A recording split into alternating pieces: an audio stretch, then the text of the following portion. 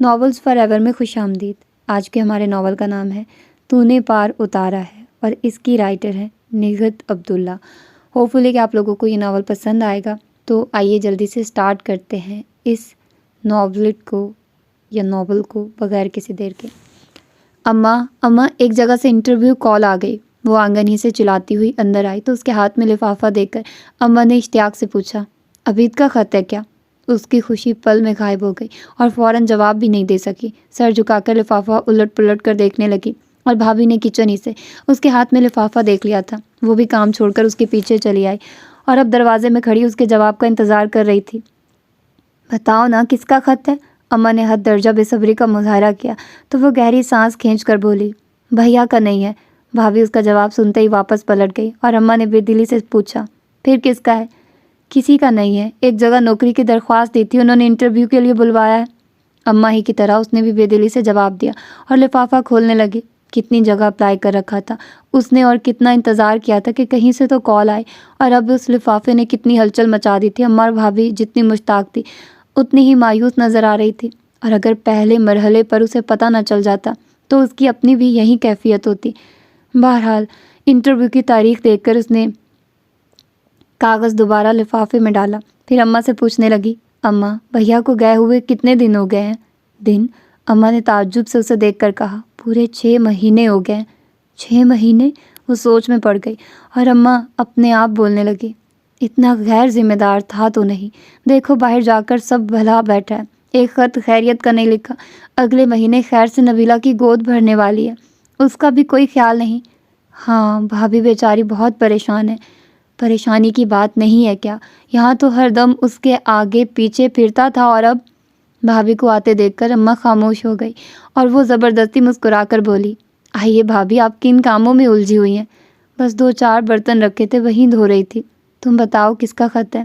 بھابھی پہلے سن چکی تھی کہ عبید کا خط نہیں ہے، اس لیے سرسری انداز میں پوچھا، اور اس بار اس نے خوشی سے جواب دیا، انٹرویو لیٹر ہے، کل جانا ہے۔ تم جاب کرو گی؟ بھابھی نے یوں ہی عام سے لہجے میں پوچھ لیا، اور وہ ذرا سا ہنس کر بولی، کیوں، کیا میں جاب نہیں کر سکتی؟ حالانکہ یہ واقعی اس کے لیے بہت مشکل تھا، کیونکہ وہ خاصی ڈرپوک اور بزدل قسم کی لڑکی تھی، اور بھابھی نے بھی شاید اس کے لیے پوچھا تھا۔ جواباً وہ ہنسی اور بھابھی تو خاموش ہو رہی، لیکن اماں بول پڑی، کیوں نہیں کر سکتی؟ ماشاءاللہ پڑھی لکھی سمجھدار ہو، اگر وقت پر تعلیم کام نہ آئے تو پھر کیا فائدہ ایسی تعلیم کا، یوں بھی گھر میں بیکار بیٹھی رہتی ہو۔ وہ چپ چاپ سنتی رہی، پھر سارا دن وقفے وقفے سے اماں اس سے ایسی باتیں کر کے اسے حوصلہ دیتی رہی، کیونکہ وہ اسے بہت اچھی طرح جانتی تھی۔ اسکول و کالج بھی بڑی مشکل سے جاتی تھی، اگر اماں سختی نہ کرتی تو شاید ابتدائی کلاسوں کے بعد ہی وہ گھر بیٹھ جاتی، اور اس وقت اماں نے تو یہ نہیں سوچا تھا کہ اسے نوکری کرنی ہے، بس ان کی خواہش تھی کہ ان کے بچے خوب پڑھ لکھ جائیں۔ بڑے عبید بھیا تھے، BCom کے بعد ان کا ارادہ تھا مزید پڑھنے کا تھا، لیکن ابا کے انتقال کے باعث انہیں تعلیم کو خیر بات کہنا پڑا اور انہوں نے جاب کر لی۔ اس وقت وہ انٹرویو میں تھی اور اسے پڑھنے کا شوق تو تھا، انٹر میں تھی، لیکن وہ باہر نکلنے سے بہت گھبراتی تھی۔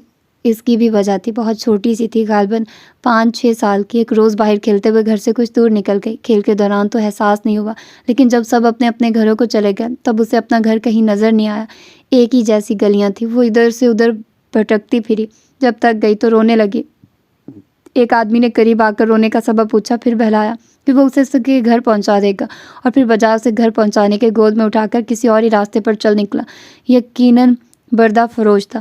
وہ تو اس کی قسمت اچھی تھی کہ محلے کے کسی آدمی نے دیکھ لیا، اور کیونکہ بردہ فروش بھی شکل ہی سے کچھ مشکوک لگ رہا تھا، اس لیے محلے کا آدمی نظر انداز نہیں کر سکا۔ اسے روک کر پوچھا کہ بچی کہاں لے جا رہے؟ وہ اس قدر گھبرایا کہ اسے پھینک کر بھاگ کھڑا ہوا تھا۔ پھر وہ گھر تو پہنچ گئی تھی، لیکن جس طرح وہ ماجرا سن کر اماں نے اسے ڈرایا دھمکایا تو اس وقت سے اس کے اندر ایک خوف بیٹھ گیا تھا، جسے بعد میں خود اماں بھی نہیں نکال سکی۔ ابھی تک راستہ چلتے ہوئے اسے یوں لگتا جیسے ہر شخص اس کے تعاقب میں آ رہا۔ اسکول میں میٹرک تک ابا خود اسے چھوڑ کر آتے تھے اور واپسی میں بھیا لے کر آتے۔ اس کے بعد ابا نے ایک نئے علاقے میں اپنا گھر خرید لیا، یوں وہ پرانا محلہ چھوٹ گیا، اور نئی جگہ سے 1-2 لڑکیاں کالج جانے والی مل گئی تو وہ ان کے ساتھ آنے جانے لگی۔ کسی دن وہ لڑکیاں زہرا اور شبینہ چھٹی کر لیتی تو اس کی بھی چھٹی ہو جاتی تھی۔ اماں لاکھ ڈانٹتی کہ آخر کب تک دوسرے کے سہارے چلو گی، لیکن اس کا ایک ہی جواب ہوتا، بس میں اکیلی نہیں جا سکتی۔ پھر ابا کے انتقال کے بعد جہاں بھیا کی پڑھائی چھوٹ گئی، وہاں اس نے بھی سوچا تھا کہ گھر بیٹھ جائے، لیکن اللہ کی مہربانی سے بھیا کو جلدی نوکری مل گئی اور اماں نے اسے گھر نہیں بیٹھنے دیا، بی اے کروا کے دم لیا، اور ابھی وہ بی اے سے فارغ ہوئی تھی کہ اماں کو بھیا کی شادی کرنی پڑی۔ حالانکہ ان کا خیال پہلے اس کی شادی کرنے کا تھا، لیکن نبیلہ جو اماں کی بھانجی تھی، 5 سال کی عمر میں اس کی اماں کا انتقال ہو گیا تھا، اور کچھ ہی عرصے بعد اس کے ابا نے دوسری شادی بھی کر لی۔ دوسری ماں روایتی سوتیلی ماں ثابت ہوئی۔ اس وقت اماں نے چاہا تھا کہ نبیلہ کو اپنے پاس لے آئیں، لیکن اس کے ابا نے منع کر دیا تھا، اور ظاہر ہے اماں زبردستی تو کر نہیں سکتی تھی، لیکن اسی وقت انہوں نے سوچ لیا تھا کہ نبیلہ کو بہو بنا کر لے آئیں گی، اور گو کہ ابھی اس کا وقت تو نہیں آیا تھا، کیونکہ وہ پہلے اپنی بیٹی سے فارغ ہونا چاہتی تھی۔ لیکن ایک روز نبیلہ خود ہی چلی آئی، اور اس نے رو رو کر اماں کو بتایا کہ اس کی ماں ایک بڈھے سے اس کی شادی کر رہی ہے۔ تب اماں کو اور تو کچھ نہیں سوچا، اسی وقت محلے کے چند لوگوں کو بلا کر عبید اور نبیلہ کا نکاح کر دیا۔ بعد میں نبیلہ کی اماں ابا لینے آئے تو لیکن اس وقت ان کا بس نہیں چلا، کیونکہ لڑکی اپنی مرضی سے شوہر کو پیاری ہو چکی تھی، اور یہ کوئی سال بھر پہلے کی بات تھی۔ اس وقت عبید بھیا باہر جانے کی کوششوں میں لگے ہوئے تھے، اور وہ ہرگز شادی کرنے کے حق میں نہیں تھے۔ ان کا کہنا تھا کہ وہ ابھی بیوی بچے افورڈ نہیں کر سکتے، پہلے باہر جائیں گے، 2-3 سال کے بعد یہاں آ کر اپنا کاروبار کریں گے، اس کے بعد پہلے بہن کو رخصت کریں گے، پھر اپنی شادی کا سوچیں گے۔ لیکن وہی بات کہ تقدیر کے سامنے انسان بے بس ہے، خواہ کچھ بھی سوچ لے، ہوتا وہی ہے جو اوپر والے نے لکھ دیا۔ پہلے ابا کے انتقال کے باعث تعلیم چھوٹی، اور اب اماں نے شادی کی زنجیر پہنا دی۔ لیکن یہ بھی ہے کہ ہر بار انسان مجبور ہو کر بیٹھ نہیں جاتا۔ عبید بھیا جو شادی کے حق میں نہیں تھے، نبیلہ کو پا کر گویا انہیں اپنی منزل مل گئی۔ ابتدائی 2 مہینے تو وہ بڑے خوش اور مگن سے تھے، پھر جب نبیلہ امید سے ہوئی تو غالباً نئی ذمہ داری کو سوچتے ہوئے انہیں وسائل کم لگنے لگے، اور وہ ایک بار پھر باہر جانے کی تگ و دو میں لگ گئے۔ گو کہ اب اماں نہیں چاہتی تھی کہ وہ باہر جائے، اور نبیلہ کا تو رو رو کر برا حال تھا، لیکن ان پر دھن سوار ہو گئی تھی۔ اماں کے سامنے اپنی ذمہ داریاں گنواتے اور نبیلہ کو بہلاتے، تمہاری گزشتہ زندگی میرے سامنے، کبھی کوئی سکھ نہیں دیکھا تم نے، اب میں تمہیں اچھی اور آسودہ زندگی دینا چاہتا ہوں۔ 2-3 سال کی بات ہے، گزرتے بھی پتہ نہیں چلے گا۔ اور نبیلہ جسے ایک عمر کے بعد محبت ملی تھی، وہ ہرگز بھی اس میں 2-3 سالوں کا وقفہ نہیں چاہتی تھی، اور عبید پر اگر اس کی گریہ زاری کا اثر ہوا تب بھی انہوں نے اپنا جانے کا ارادہ ملتوی نہیں کیا۔ باہر بھیجنے والی مختلف کمپنیوں کے چکر لگاتے رہے، لیکن وہ سب جتنا پیسہ مانگتی تھی وہ ان کے پاس نہیں تھا۔ پھر ایک ایجنٹ سے ان کی ملاقات ہوئی جس نے کمپنیوں کی نسبت کم پیسہ مانگا، لیکن آگے ملازمت کی ذمہ داری نہیں لی، اور انہوں نے سوچا بس ایک بار باہر نکل جائے، آگے ملازمت وہ خود تلاش کر لیں گے۔ یوں سب کو اچھے دنوں کی آس دلا کر وہ رخصت ہو گئے، اور جب تک انہیں روکنا اختیار میں تھا اماں اور نبیلہ نے ہر حربہ استعمال کیا۔ لیکن جب وہ چلے گئے تو پھر ظاہر ہے وہیں آس کی ڈوری ہی رہ جاتی تھی جو وہ تھما گئے تھے، اور آنکھیں بھی وہی خواب دیکھنے لگی جن کی جھلک وہ دکھا گئے تھے۔ انہوں نے بتایا تھا کہ یہاں سے سنگاپور اور وہاں سے جانے کس راستے سے وہ ملیشیا جائیں گے، اور اسی حساب سے 10ویں دن سے اماں نے خط کا انتظار شروع کر دیا، اور نبیلہ تو جہاں دروازے پر آہٹ ہوتی بھاگی جاتی، لیکن پتہ نہیں کیا بات تھی کہ 6 مہینے ہو گئے تھے اور ابھی تک خیریت سے پہنچنے کا خط بھی نہیں آیا تھا۔ تشویش کی بات تو تھی، سو اندیشے اٹھتے، ڈراتے، لیکن کوئی کیا کر سکتا تھا۔ ان کی فکر پھر یہاں گھر میں ایک وہیں کمانے والے تھے، لاکھ فکریں ہوں، پیٹ تو روٹی مانگتا ہے۔ یوں ان کے جانے کے 2 مہینے بعد ہی اماں کو زیادہ گھر کی فکر ستانے لگی۔ اگر وہ خود سلائی کڑھائی میں ماہر ہوتی تو بہت خاموشی سے مشین سنبھال لیتی، انہیں سلائی آتی تو تھی، لیکن وہیں گزارے والی بات تھی کہ اپنے کپڑے خود ہی سی لیے۔ بہرحال بہت سوچنے کے بعد وہ اس نتیجے پر پہنچی کہ آخر ربیہ کی تعلیم کس دن کام آئے گی، لیکن اس کے ساتھ وہی مسئلہ تھا کہ وہ گھر سے نکلتے ہوئے ڈرتی تھی۔ پہلے ہی وہ وہی کہتی رہی کہ نوکری کرنا اس کے بس سے باہر ہے، لیکن پھر گھر کے حالات کو دیکھتے ہوئے اسے خود بھی تھوڑی ہمت پیدا کرنی پڑی۔ ظاہر ہے اور کون تھا گزشتہ 2 مہینوں سے وہ کتنی جگہوں پر درخواستیں بھیج چکی تھی، اور آج پہلی بار انٹرویو کال آئی تھی، تو جہاں وہ خوش تھی وہاں اس کا ڈر بھی ساتھ ساتھ تھا۔ اماں کے سامنے تو کچھ نہیں کہا، البتہ رات میں جب کپڑے استری کرنے کھڑی ہوئی تو دبے لفظوں میں نبیلہ سے کہنے لگی، بھابھی میں جاؤں گی کیسے؟ نبیلہ اپنا بستر صاف کرنے میں لگی تھی، سمجھی نہیں وہ کس حساب سے کہہ رہی ہے، جب ہی بڑے آرام سے بولی، بس سے۔ اوفو، بس سے تو جاؤں گی، لیکن اکیلی کیسے؟ ہائے۔ نبیلہ کمر پر ہاتھ رکھ کر سیدھی کھڑی ہوئی، پھر اسے دیکھ کر کہنے لگی، ہنسنے کی نہیں ہو رہی۔ وہ پیٹ موڑ کر جلدی جلدی استری کرنے لگی، تم نے بات ہی ایسی کی کہ ہنسی آگے، ورنہ کس کم وقت کا ہنسنے کو دل چاہتا ہے؟ نبیلہ اپنی جگہ پر لیٹتے ہوئے بولی اور قدرے توقف کے بعد پھر کہنے لگی، واقعی یہ تم پر ظلم ہے، اور عبید کو معلوم بھی تھا کہ اس گھر میں لائن سے تینوں عورتیں کچھ نہیں کر سکتی، پھر بھی اس طرح چھوڑ کر چلے گئے۔ میرا خیال ہے بھیا گئے ہی اسی لیے کہ ہم کچھ کرنا سیکھ جائیں۔ نبیلہ کے لہجے کا تعصف محسوس کر کے اس نے ہلکے پھلکے انداز میں کہا، نہیں ربیہ، یہ تو خود کو بہلانے والی بات ہے۔ اچھا چھوڑیے، یہ بتائیے آپ کے خیال میں مجھے نوکری مل جائے گی؟ اس نے خوبصورتی سے موضوع بدلا۔ میں کیا کہہ سکتی ہوں، ویسے تمہارا اپنا کیا خیال ہے؟ مجھے تو 1% بھی امید نہیں ہے، وہ صاف کوئی سے بولی۔ کیوں؟ اس لیے کہ وہاں اور بھی لڑکیاں ہوں گی، اور ظاہر ہے میں جب ڈھنگ سے بات ہی نہیں کر سکوں گی تو… اس نے مایوسی سے نفی میں سر ہلایا۔ بے وقوف ہو تم، خواہ مخواہ ڈرتی ہو، بس ذرا سا اپنے اندر اعتماد پیدا کر لو، پھر تمہاری طرح کوئی بول نہیں سکتا۔ نبیلہ نے اس کی ہمت بندھائی۔ سچ کہہ رہی ہیں؟ بالکل سچ۔ بس تو کل میری نوکری پکی، وہ کہتے ہوئے اپنی جگہ پر آ لیٹی۔ وہ مطلوبہ ایڈریس پر پہنچ گئی تھی، لیکن جو اس کی حالت تھی یہ وہی جانتی تھی۔ ہاتھ پیر ٹھنڈے ہو رہے تھے اور چہرے سے گرم بھاپ نکل رہی تھی۔ بار بار ٹھنڈے ہاتھوں سے چہرہ تھپ تھپاتی اپنی باری کا انتظار کرنے لگی۔ دل ہی دل میں قرآنی آیات کا ورد بھی کر رہی تھی۔ حقیقتاً بڑا مشکل وقت تھا، خصوصاً اس کے لیے۔ کتنی بار دل چاہا یہیں سے واپس پلٹ جائے، لیکن حالات اب ایسے ہو گئے تھے کہ اگر 1 مہینہ اور آمدنی کا کوئی ذریعہ نہ بنا تو یقیناً فاقوں کی نوبت آ جائے گی۔ پھر اگلے مہینے نبیلہ کے ہاں ولادت بھی ہونے والی تھی۔ پتہ نہیں کیا ہوگا۔ وہ یہی سوچ کر کڑ رہی تھی کہ اس کا نام پکارا گیا۔ چونک کر کھڑی ہوئی اور اندر جاتے ہوئے سچ مچ اس کی ٹانگیں کانپ رہی تھی۔ تشریف رکھیے، بیٹھنے کو کہا گیا تو وہ محض خود کو گرنے سے بچانے کی خاطر فوراً بیٹھ گئی۔ اس کے بعد پتہ نہیں کیا کیا سوال ہوئے، وہ غائب دماغی سے جواب دیتی رہی۔ پھر اس نے محسوس کیا اچانک خاموشی چھا گئی ہے۔ کچھ ڈرتے ڈرتے پلکیں اٹھائے تو سامنے بیٹھا شخص پرسوچ انداز میں اس پر نظریں جمائے بیٹھا تھا۔ وہ مزید نروس ہو گئی اور راہ فرار بھی ڈھونڈنے لگی، لیکن خود سے اٹھ کر جانے کی ہمت نہیں تھی۔ کتنی دیر بعد ہوں کی صورت گہری سانس کھینچی، پھر اسے مخاطب کیا گیا، مس ربیہ۔ وہ خود پر قابو پانے میں بری طرح ناکام ہو رہی تھی، بڑی مشکل سے جی کی آواز نکال سکی، آپ پلیز وہاں تشریف رکھیے، میں ابھی آپ سے بات کرتا ہوں۔ اس نے اشارے کی سمت بائیں طرف دیکھا، پھر اٹھ کر وہیں آ بیٹھی۔ عجیب سی الجھن سمجھ میں نہیں آ رہا تھا، یہاں کیوں بٹھایا گیا اور مزید کیا بات کرنی ہے، جبکہ دوسری لڑکیاں تو سوال جواب کے بعد باہر جا رہی تھی۔ وہ بے دھیانی میں اس شخص کو دیکھنے لگی، اچھا خاصا ادھیڑ عمر، کن پٹیوں پر بال سفید، البتہ چہرے پر تفکرات کی لکیریں نہیں تھیں۔ پھر جس شائستگی سے وہ لڑکیوں سے بات کر رہا تھا، اس سے دھیرے دھیرے اس کے اندر کا خوف کم ہونے لگا۔ جب تمام لڑکیوں کے انٹرویو ہو چکے تب پھر اس کی باری آئی۔ آئیے بی بی، یہاں آ جائیے۔ اور اس بار وہ قدرے سہولت سے اٹھ کر ان کے سامنے آ بیٹھی تو انہوں نے ہلکے پھلکے انداز میں پوچھا، یہ بتائیے یہاں آتے ہوئے آپ اتنا ڈر کیوں رہی تھی؟ اب تو نہیں ڈر رہی، وہ جتنی بے ساختگی سے بولی اتنا ہی بے دھیان بے ساختہ ان کا کہکا تھا۔ Very good. کچھ دیر تک اسی انداز میں اسپات میں سر ہلاتے رہے، پھر سنجیدہ ہو کر کہنے لگے، ایسا ہے بی بی کہ جس جاب کے لیے آپ نے اپلائی کیا ہے اس کے لیے آپ بالکل سوٹ نہیں کرتی، مجھے بہت ایکٹیو لڑکی چاہیے۔ جی؟ اس نے مایوسی سے سر جھکا لیا تو قدرے توقف سے کہنے لگے، آپ کو میں ایک اور جاب آفر کر سکتا ہوں، لیکن شاید اس کے لیے آپ راضی نہ ہوں۔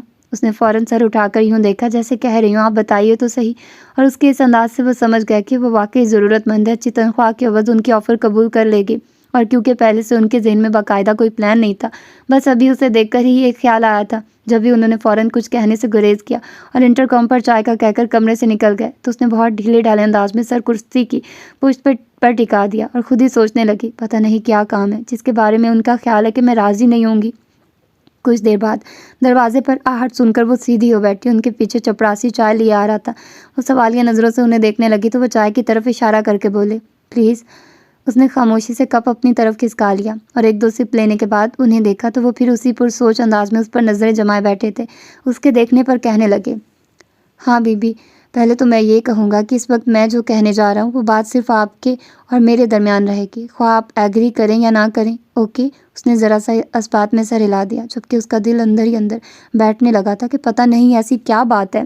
اور قدرے توقف سے وہ کہنے لگے، میرا ایک بیٹا ہے، سال بھر پہلے تک وہ بہت خوبصورت نوجوان تھا، ویل ایجوکیٹڈ اینڈ ویل ایٹیکیٹڈ، اپنے حلقے میں بے حد مقبول۔ میرا خیال ہے آپ سمجھ سکتی ہیں کہ ایک بڑے خاندان کا لڑکا جو خوبصورت بھی ہو، تعلیم یافتہ بھی اور دولت مند بھی، کس طرح لوگ اسے سراہتے ہوں گے۔ لہٰذا مختصراً میں آپ کو بتاتا ہوں کہ سال بھر پہلے وہ اپنے کسی دوست کی لیبارٹری میں اس کے ساتھ کھڑا تھا کہ وہاں اس کے ساتھ ایک حادثہ ہو گیا۔ کسی کیمیکل کی تیاری کے دوران بوتل پھٹ گئی اور میرا بیٹا جو قریب ہی کھڑا تھا، سارا کیمیکل اڑ کر اس کے چہرے کو بری طرح جھلسا گیا۔ پھر گو کے علاج سے وہ ٹھیک تو ہو گیا، لیکن اس کے چہرے کی ہیئت ہی بدل گئی۔ مجھے یہ کہتے ہوئے دکھ ہوتا ہے کہ عام آدمی اسے دیکھ کر اگر ڈرتا نہیں تو منہ ضرور پھیر لیتا ہے۔ وہ گہری سانس لے کر کچھ دیر کے لیے خاموش ہو گئے، یوں جیسے بیٹے کا دکھ رگ رگ میں سرایت کر رہا ہو۔ وہ اسی خاموشی سے ان پر نظریں جمائے بیٹھی رہی، جبکہ اندر دل کی رفتار اور مدھم ہوئی جا رہی تھی، بالکل اسی طرح جیسے بچپن میں کہانی کے دوران اچانک خوفناک جن کی آمد پر اس کی کیفیت ہوتی تھی۔ کچھ دیر بعد وہ پھر گویا ہوئے۔ وہ جو بہت مقبول تھا، لوگ اس سے محبت بلکہ جان دینے کے دعوے کرتے تھے، وہ سب اس سے دور ہو گئے، اور دوستوں کی بے اتنائیوں نے اسے بری طرح توڑ کر رکھ دیا ہے۔ اور بات صرف دوستوں کی نہیں، عام آدمی بھی اسے دیکھ کر منہ موڑ لیتا ہے۔ اپنے لیے لوگوں کا یہ رویہ دیکھ کر وہ اتنا دل برداشتہ ہوا کہ خود کو اپنے کمرے تک محدود کر لیا۔ ابھی بھی وہ کہیں آتا جاتا نہیں ہے، نہ ہی گھر میں کسی کی آمد پسند کرتا ہے۔ عجیب بد مزاج سا ہو گیا ہے، اکھڑا اکھڑا اپنے آپ سے اور ساری دنیا سے خفا سا لگتا ہے۔ حالانکہ سرجری سے اس کا چہرہ ٹھیک ہو سکتا ہے، لیکن وہ اس پر تیار نہیں ہوتا۔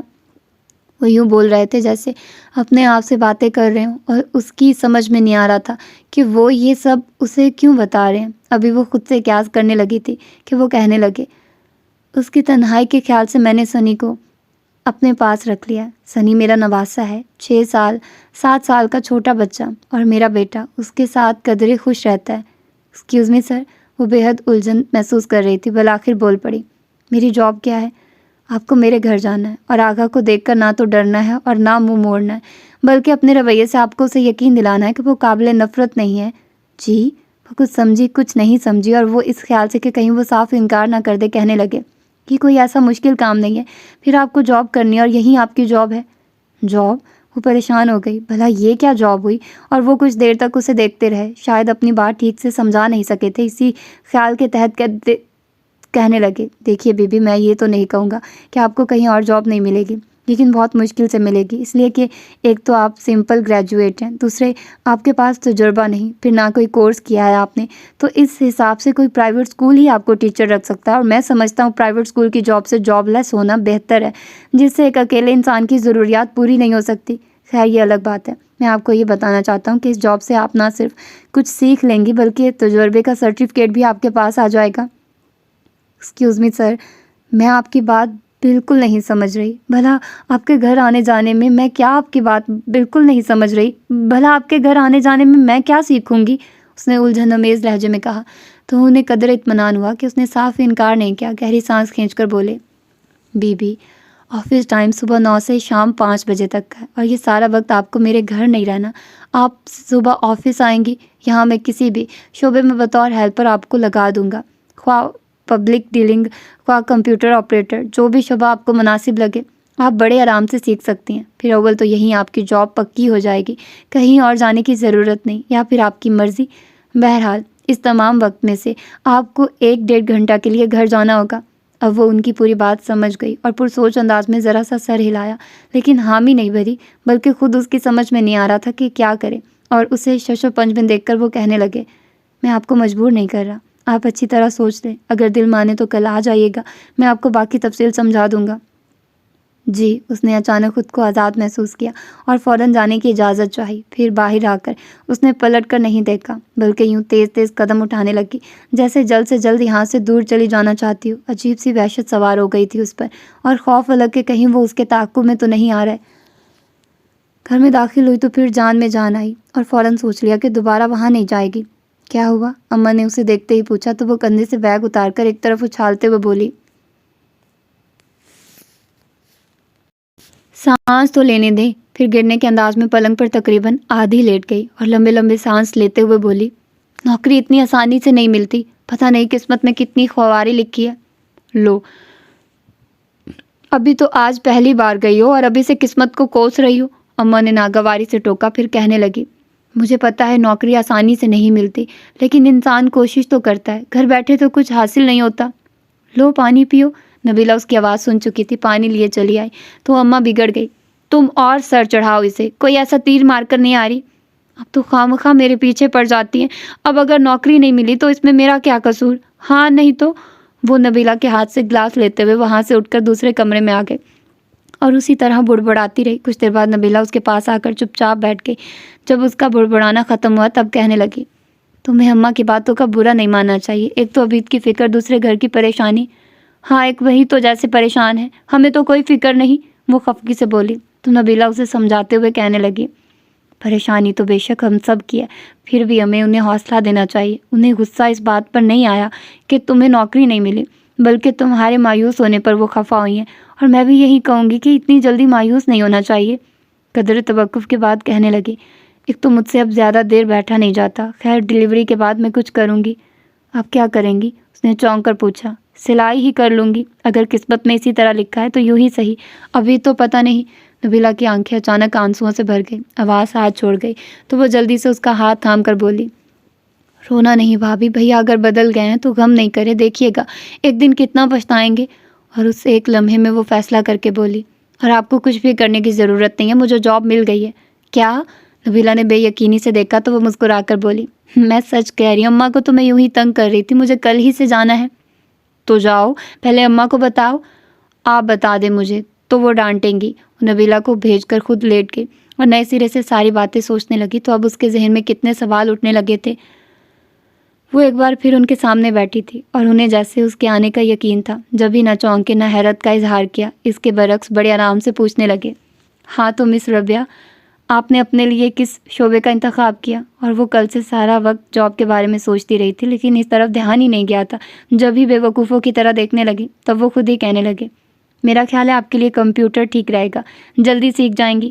میرے پاس مس یاسمین کام کر رہی ہیں، آپ ان کے پاس بیٹھ جائیے، پھر 3 ساڑھے 3 بجے میرے گھر چلی جائیے گا. یس سر. لیکن اب جب یہ طے ہو گیا تھا کہ وہ ان کی ملازم ہے تو کچھ جھجکتے ہوئے پوچھتے ہوئے جھجک سی گئی. ہاں ہاں کہیے، انہوں نے حوصلہ دیا. تو کہنے لگی، وہ سر آپ کے گھر میں میرا تعارف کیا ہوگا؟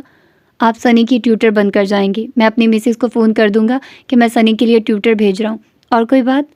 نو سر. وہ کہتے ہوئے اٹھنے لگی کہ انہوں نے روکا. 1 منٹ. پھر دراز میں سے ایک لفافہ نکال کر اس کے سامنے رکھتے ہوئے بولے، اس میں میرے بیٹے کی حالیہ تصویر ہے، اچھی طرح دیکھ لیں. میں نہیں چاہتا کہ اسے اچانک سامنے دیکھ کر دوسرے لوگوں کی طرح آپ بھی بلا ارادہ ہی صحیح منہ موڑ لیں. جی. پتہ نہیں کہ اس کا دل زور زور سے دھڑکنے لگا اور ان کے سامنے تصویر دیکھنے کی ہمت نہیں ہوئی کہ کہیں اس کی کوئی غیر اختیاری حرکت ان کے لیے دکھ کا باعث بنے یا انہیں ناگوار گزرے. اسی خیال کے تحت اس نے لفافہ اٹھا کر اپنی گود میں رکھ لیا. پھر پوچھنے لگی، مس یاسمین کہاں بیٹھی ہیں؟ میں انہیں بلاتا ہوں. انہوں نے انٹرکام پر مس یاسمین کو بلایا اور اس کے آنے پر اس کے تعارف کے ساتھ بتایا کہ وہ اس کے پاس بیٹھے گی. پھر وہ یاسمین کے ساتھ ہی ان کے کمرے سے نکل آئی.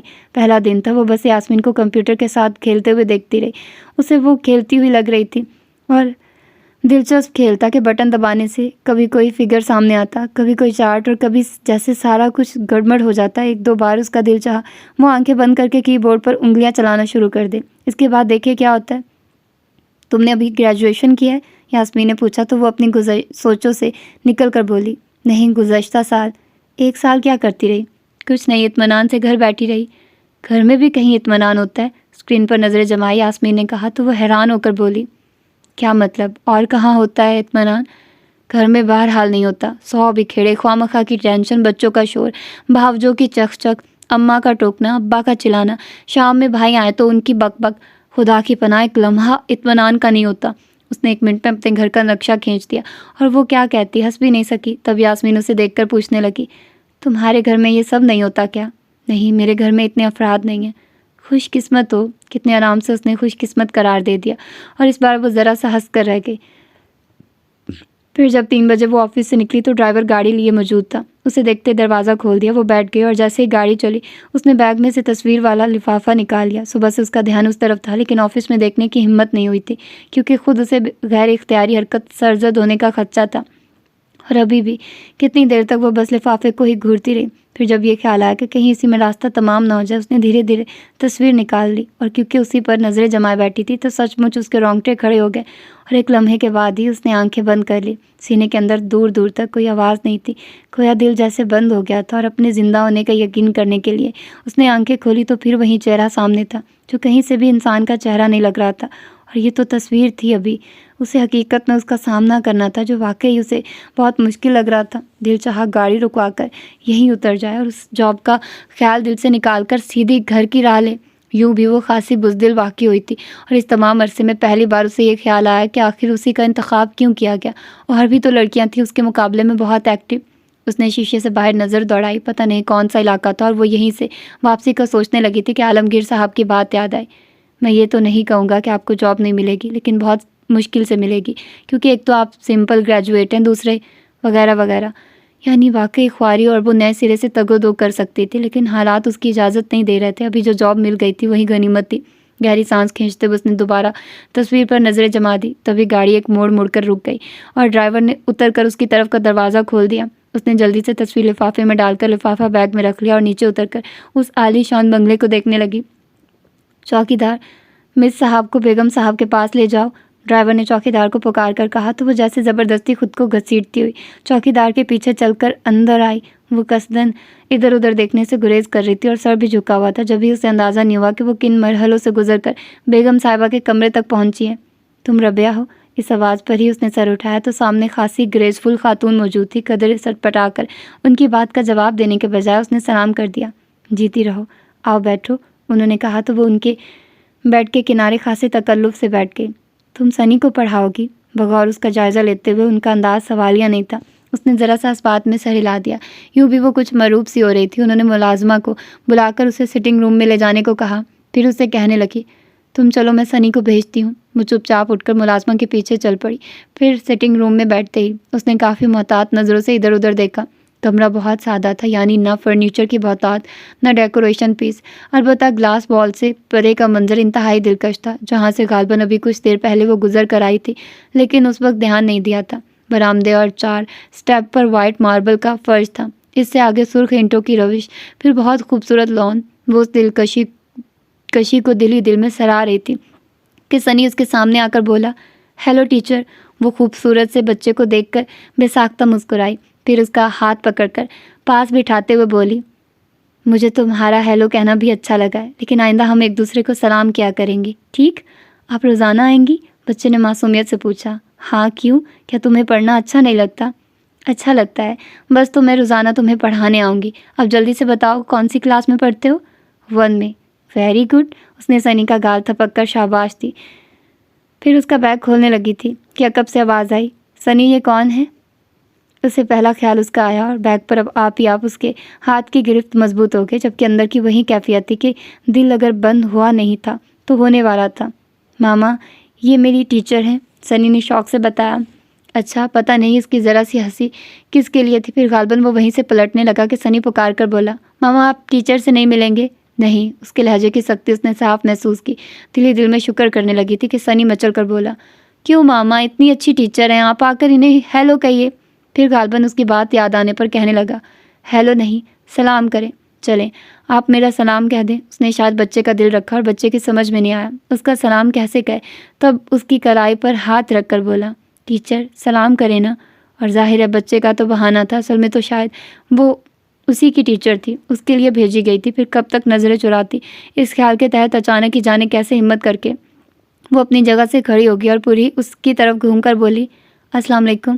وہ ایک لمحہ کو اپنی جگہ حیران ہوا، پھر غالباً اس سے اپنا آپ چھپانے کی خاطر فوراً اس کی طرف سے پیٹ موڑ گیا، اور جس لمحے سے وہ خوف زدہ تھی وہ گزر چکا تھا، یوں کہ پتہ بھی نہیں چلا۔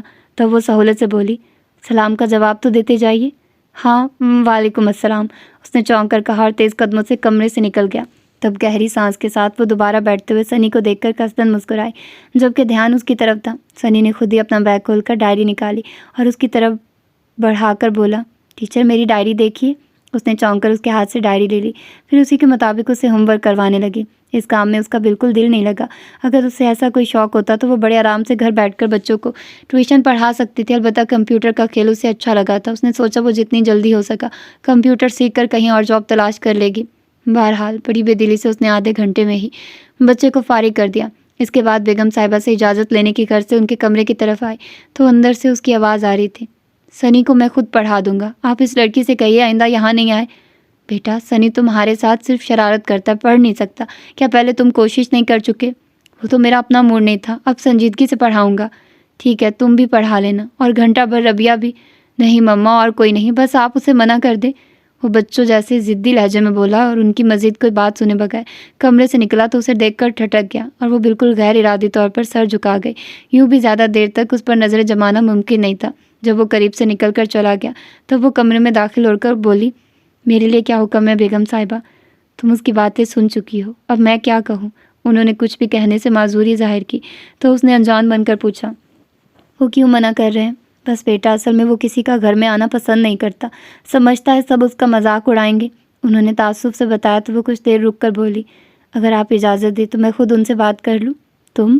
انہوں نے حیران ہو کر اسے دیکھا، پھر دکھ سے بولی، وہ تم سے ٹھیک سے بات نہیں کرے گا، میرا مطلب ہو سکتا ہے تم پر چیخنے چلانے بھی لگے اور تم سے فوراً نکل جانے کو بھی کہہ سکتا ہے۔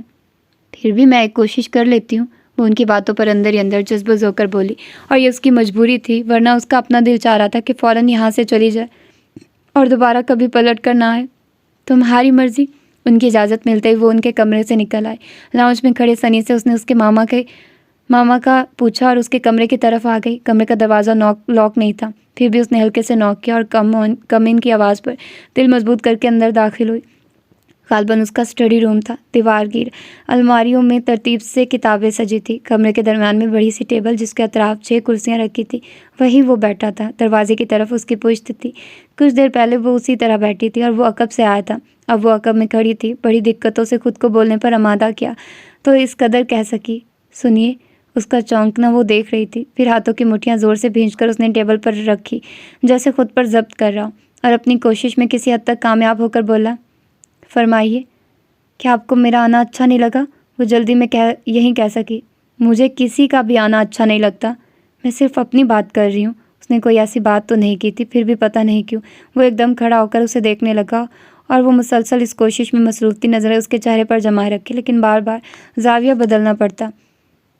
تب وہ قدم بڑھا کر اس کے مقابل آ کر بولا، کہاں تک خود پر جبر کریں گی آپ؟ مجھے بتائیے، کیا مجبوری ہے آپ کے ساتھ؟ کیا ضرورت ہے؟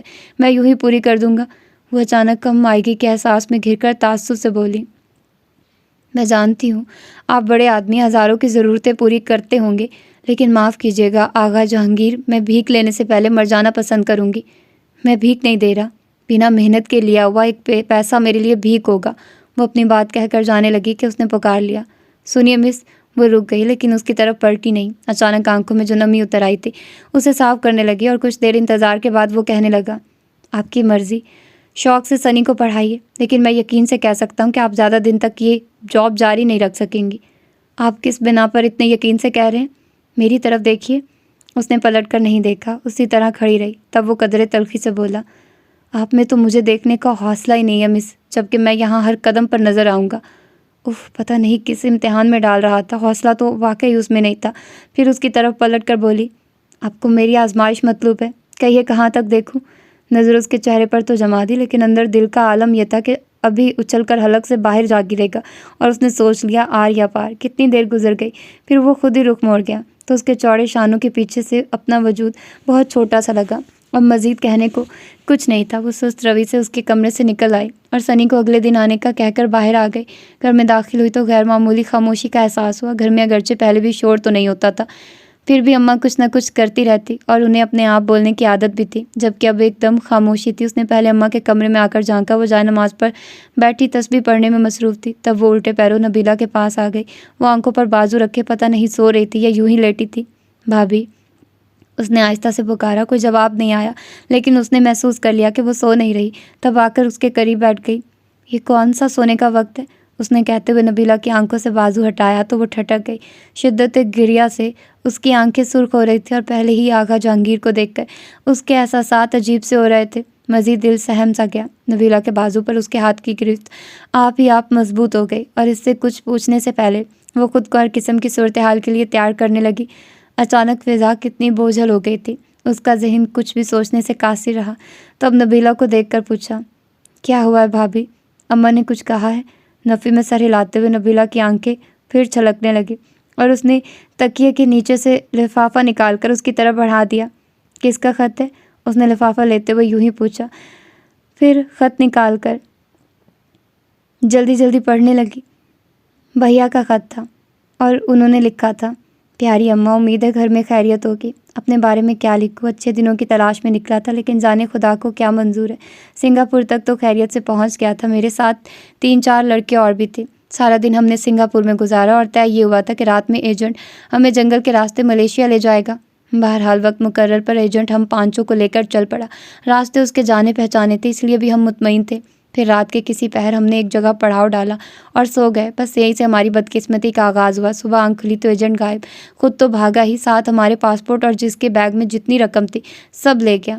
آپ اندازہ کر سکتی ہیں کہ ہم کس مشکل میں گھر گئے، نہ آگے جا سکتے تھے نہ واپسی کا راستہ تھا، پھر بھی اللہ کا نام لے کر چل پڑے اور ملیشیا میں داخل ہوتے ہی غیر قانونی داخلے کے جرم میں گرفتار ہو گئے۔ 1 سال کی سزا سنائی گئی۔ 6 ماہ گزر چکے ہیں، اتنا ہی عرصہ باقی ہے۔ میں نے آپ کو خط اس لیے نہیں لکھا کہ آپ لوگ پریشان ہوں گے، لیکن آج اچانک خیال آیا کہ یہ پریشانی تو اور زیادہ ہوگی کہ میری کوئی اطلاع نہیں، پتہ نہیں کیا گناہ ہوا تھا، یا شاید آپ کی نافرمانی کرنے کی سزا مل رہی ہے۔ اچھا بھلا گھر بار چھوڑ کر نکل آیا۔ میرے ساتھ بلکہ مجھ جیسے سب لوگوں کے ساتھ ایسا ہی ہونا چاہیے۔ اپنی مٹی کا کھا کر جوان ہوتے ہیں اور جب اسے کچھ دینے کا وقت آتا ہے تو منہ موڑ کر چل دیتے ہیں۔ ہو سکے تو آپ مجھے معاف کر دیں اور میرے لیے دعا کریں۔ نبیلہ اور ربیہ کیسی ہیں؟ میں ان دونوں سے بھی شرمندہ ہوں، آپ کی دعاؤں کا محتاج۔ ابیت۔ اس کی آنکھیں دھندلا گئی تھی، بڑی مشکل سے اس نے خط تمام کیا۔ اس کے بعد وہ کتنی دیر تک اسی طرح گمسم بیٹھی رہی۔ بھیا کے بارے میں تشویش تو تھی، لیکن اس قسم کی کوئی بات تو بھولے سے بھی نہیں سوچی تھی۔ کتنی مشکل میں تھے وہ، اور ستم یہ کہ یہاں سے کوئی کچھ نہیں کر سکتا تھا۔ زندگی میں بعض مقام ایسے بھی آتے ہیں جب انسان بالکل بے بس ہو کر رہ جاتا ہے۔ اس کی سمجھ میں نہیں آ رہا تھا کہ نبیلہ کو 2 حرف تسلی کے کیسے کہے۔ بہت کوشش کرنے کے بعد بھی وہ ایک لفظ نہیں کہہ سکی تو اٹھ کر کچن میں آ گئی۔ چولہے پر چائے کا پانی رکھا اور سیڑھی پر بیٹھ کر پیشانی گھٹنوں پر ٹکا لی۔ آنسو جیسے چھلکنے کو بےتاب تھے اور اب اس نے روکنے کی کوشش بھی نہیں کی۔ کتنی دیر بعد اماں نے آ کر جھانکا، چولہے پر چائے کا پانی سوکھ چکا تھا اور اسے اپنا ہوش نہیں تھا۔ ربیہ۔ اماں نے اس کے کندھوں سے تھام کر ہلایا تو وہ ان کے سینے میں منہ چھپا کر سسکنے لگی۔ آواز سن کر نبیلہ بھی وہیں آ گئی اور اب اماں ہی کو انہیں سنبھالنا تھا۔ کمال ضبط کا مظاہرہ کرتے ہوئے دونوں کو چپ کرایا، پھر ڈانٹنے لگی۔ شکر کرو، اللہ نے کسی بڑے امتحان میں نہیں ڈالا، کچھ وقت گزر گیا، کچھ گزر جائے گا، دعا کرو اللہ ساتھ خیریت کے اسے واپس لائے۔ اور دیکھو خبردار کسی کو بتانا مت، لوگوں کو تو یوں بھی کوئی موقع چاہیے ہوتا ہے۔ جاؤ جا کر منہ ہاتھ دھو لو، میں کھانا گرم کر کے لاتی ہوں۔ وہ دونوں ایک دوسرے سے نظریں چراتی ہوئی کچن سے نکل آئی۔ اس کی نظریں کی بورڈ پر حرکت کرتی یاسمین کی انگلیوں پر جمی تھی، لیکن ذہن اپنی ہی سوچ پریشانیوں میں الجھا تھا۔ کتنی سوچیں تھی اور ہر سوچ کے اختتام پر سوالیہ نشان۔ تمہیں کیا پریشانی ہے؟ یاسمین نے اس کی طرف دیکھے بغیر پوچھا تو وہ چونک کر دیکھنے لگی، حیران بھی ہوئی کہ اسے کیسے پتہ چلا کہ وہ پریشان ہے۔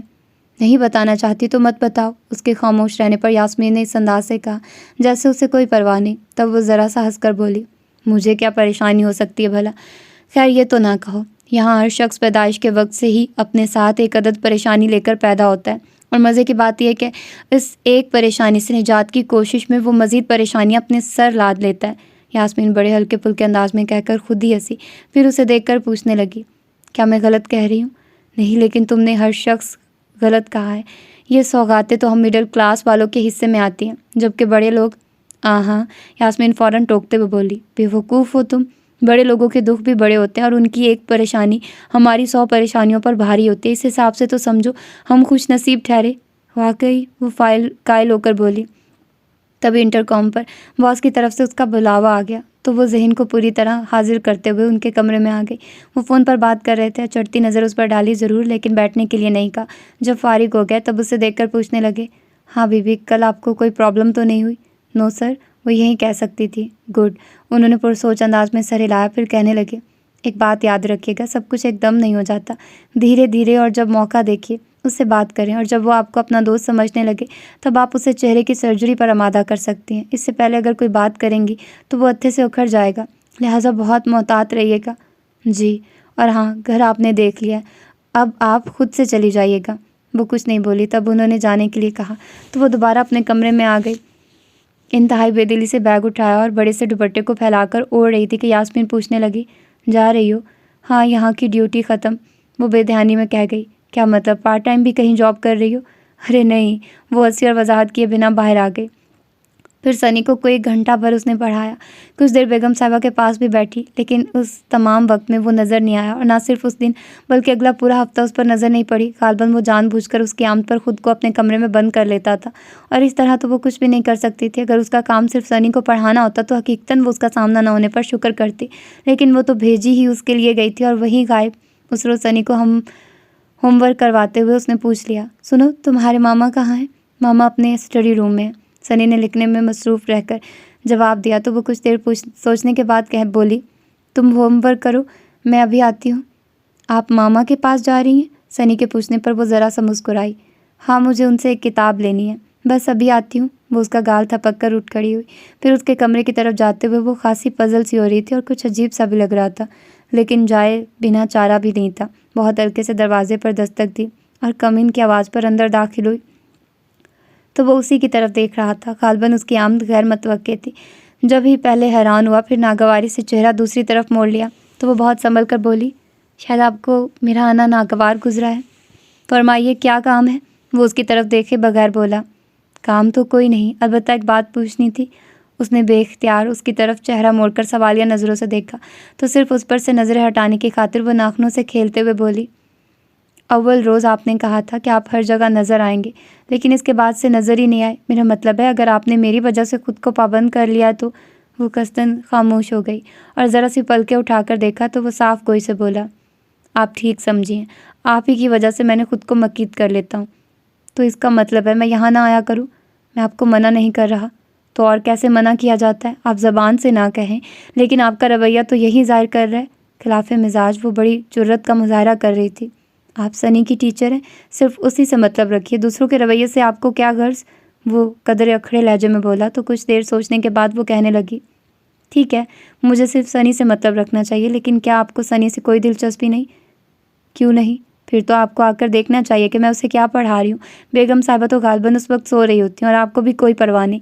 اس طرح تو شاید میں خود اپنے کام سے انصاف نہیں کر سکوں گی، ظاہر ہے جب کوئی پوچھنے والا ہی نہیں ہوگا۔ لیکن وہ اس کی بات پر الجھ گیا۔ انداز ایسا تھا کہ جیسے سمجھ میں نہ آ رہا ہو کہ کیا کہے۔ تب وہ ادھر ادھر دیکھتے ہوئے بولی، ٹھیک ہے، آپ اس کمرے سے نکلنا نہیں چاہتے تو کل سے میں سنی کو یہیں بیٹھ کر پڑھا دیا کروں گی۔ وہ اپنی بات ختم کرتے ہی کمرے سے نکل آئے۔ اب کل جو ہوگا دیکھا جائے گا۔ سنی کے پاس بیٹھتے ہوئے اس نے سوچا، پھر توجہ سے اسے پڑھانے لگی۔ بچہ خاصا ذہین تھا، منٹوں میں سبق یاد کر لیتا، پھر اسے سوال کرنے لگتا۔ اس وقت پوچھنے لگا، ٹیچر آپ کا گھر کہاں ہے؟ میرا گھر؟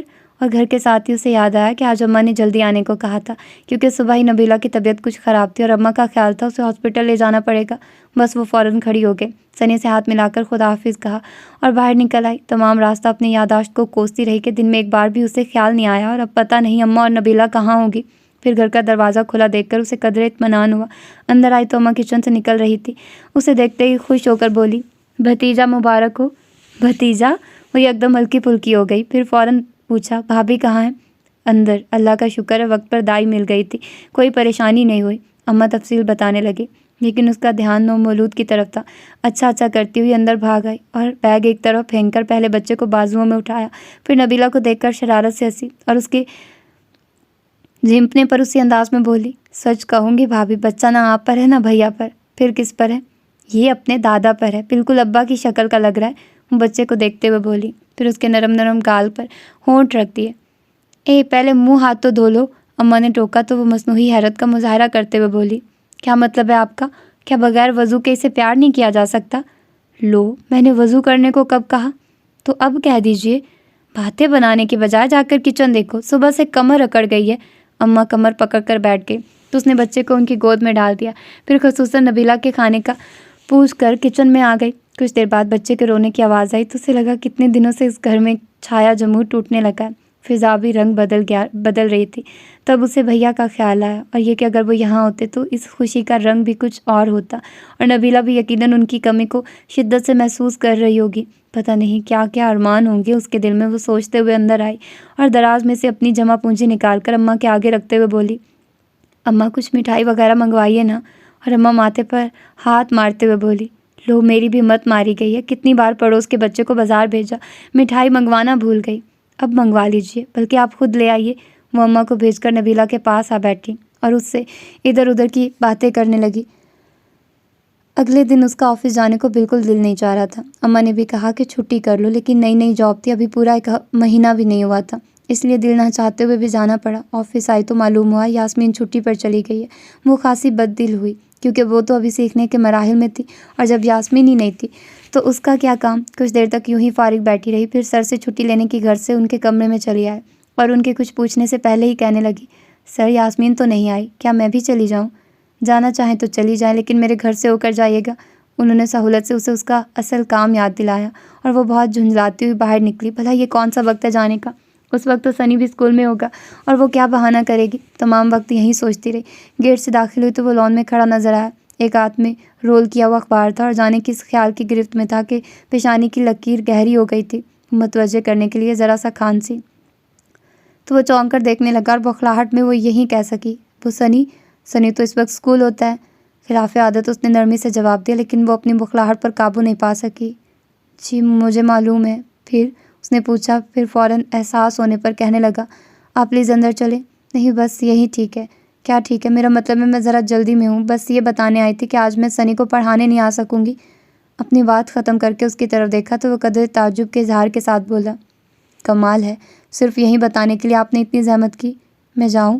اسے جانے کی جلدی تھی۔ As you like. وہ ذرا سے کندھے اچکا کر لاتعلق سا ہو گیا تو وہ جلدی سے پلٹ کر باہر نکل آئے۔ اچانک ہی اس شخص کا دکھ محسوس ہونے لگا اور بلا ارادہ اس کے بارے میں سوچنے لگی کہ پتہ نہیں پہلے کیسا ہوگا۔ باس نے بتایا تھا کہ وہ اپنے حلقے میں بہت مقبول تھا اور اب ایک دم سے تنہا ہو کر پتہ نہیں وہ زندہ کیسے تھا۔ وہ سچ مچ اس سے ہمدردی محسوس کرنے لگی۔ پھر سارا دن وقفے وقفے سے اس کا دھیان آپ ہی آپ اس کی طرف چلا جاتا۔ کبھی اس کے کل کو سوچتی جب زندگی اپنی تمام تر خوبصورتیوں سمیت اس پر مہربان تھی، کیونکہ وہ اس وقت اس سے نہیں ملی تھی، پھر بھی سوچ سکتی تھی کہ وہ جو چاہتا ہوگا پا لیتا ہوگا، سب کچھ اسے حاصل ہوگا۔ اور آج وہ کتنا تہی دست تھا۔ سب کچھ ہوتے ہوئے بھی غالباً لوگوں کے رویوں نے اسے اس درجہ مایوس کیا تھا کہ وہ خود پر زندگی کے دروازے بند کر رہا تھا۔ ابھی تک تو یہ جاب اس کی مجبوری تھی، لیکن اس روز وہ ایک نئے عزم کے ساتھ اس گھر میں داخل ہو رہی تھی۔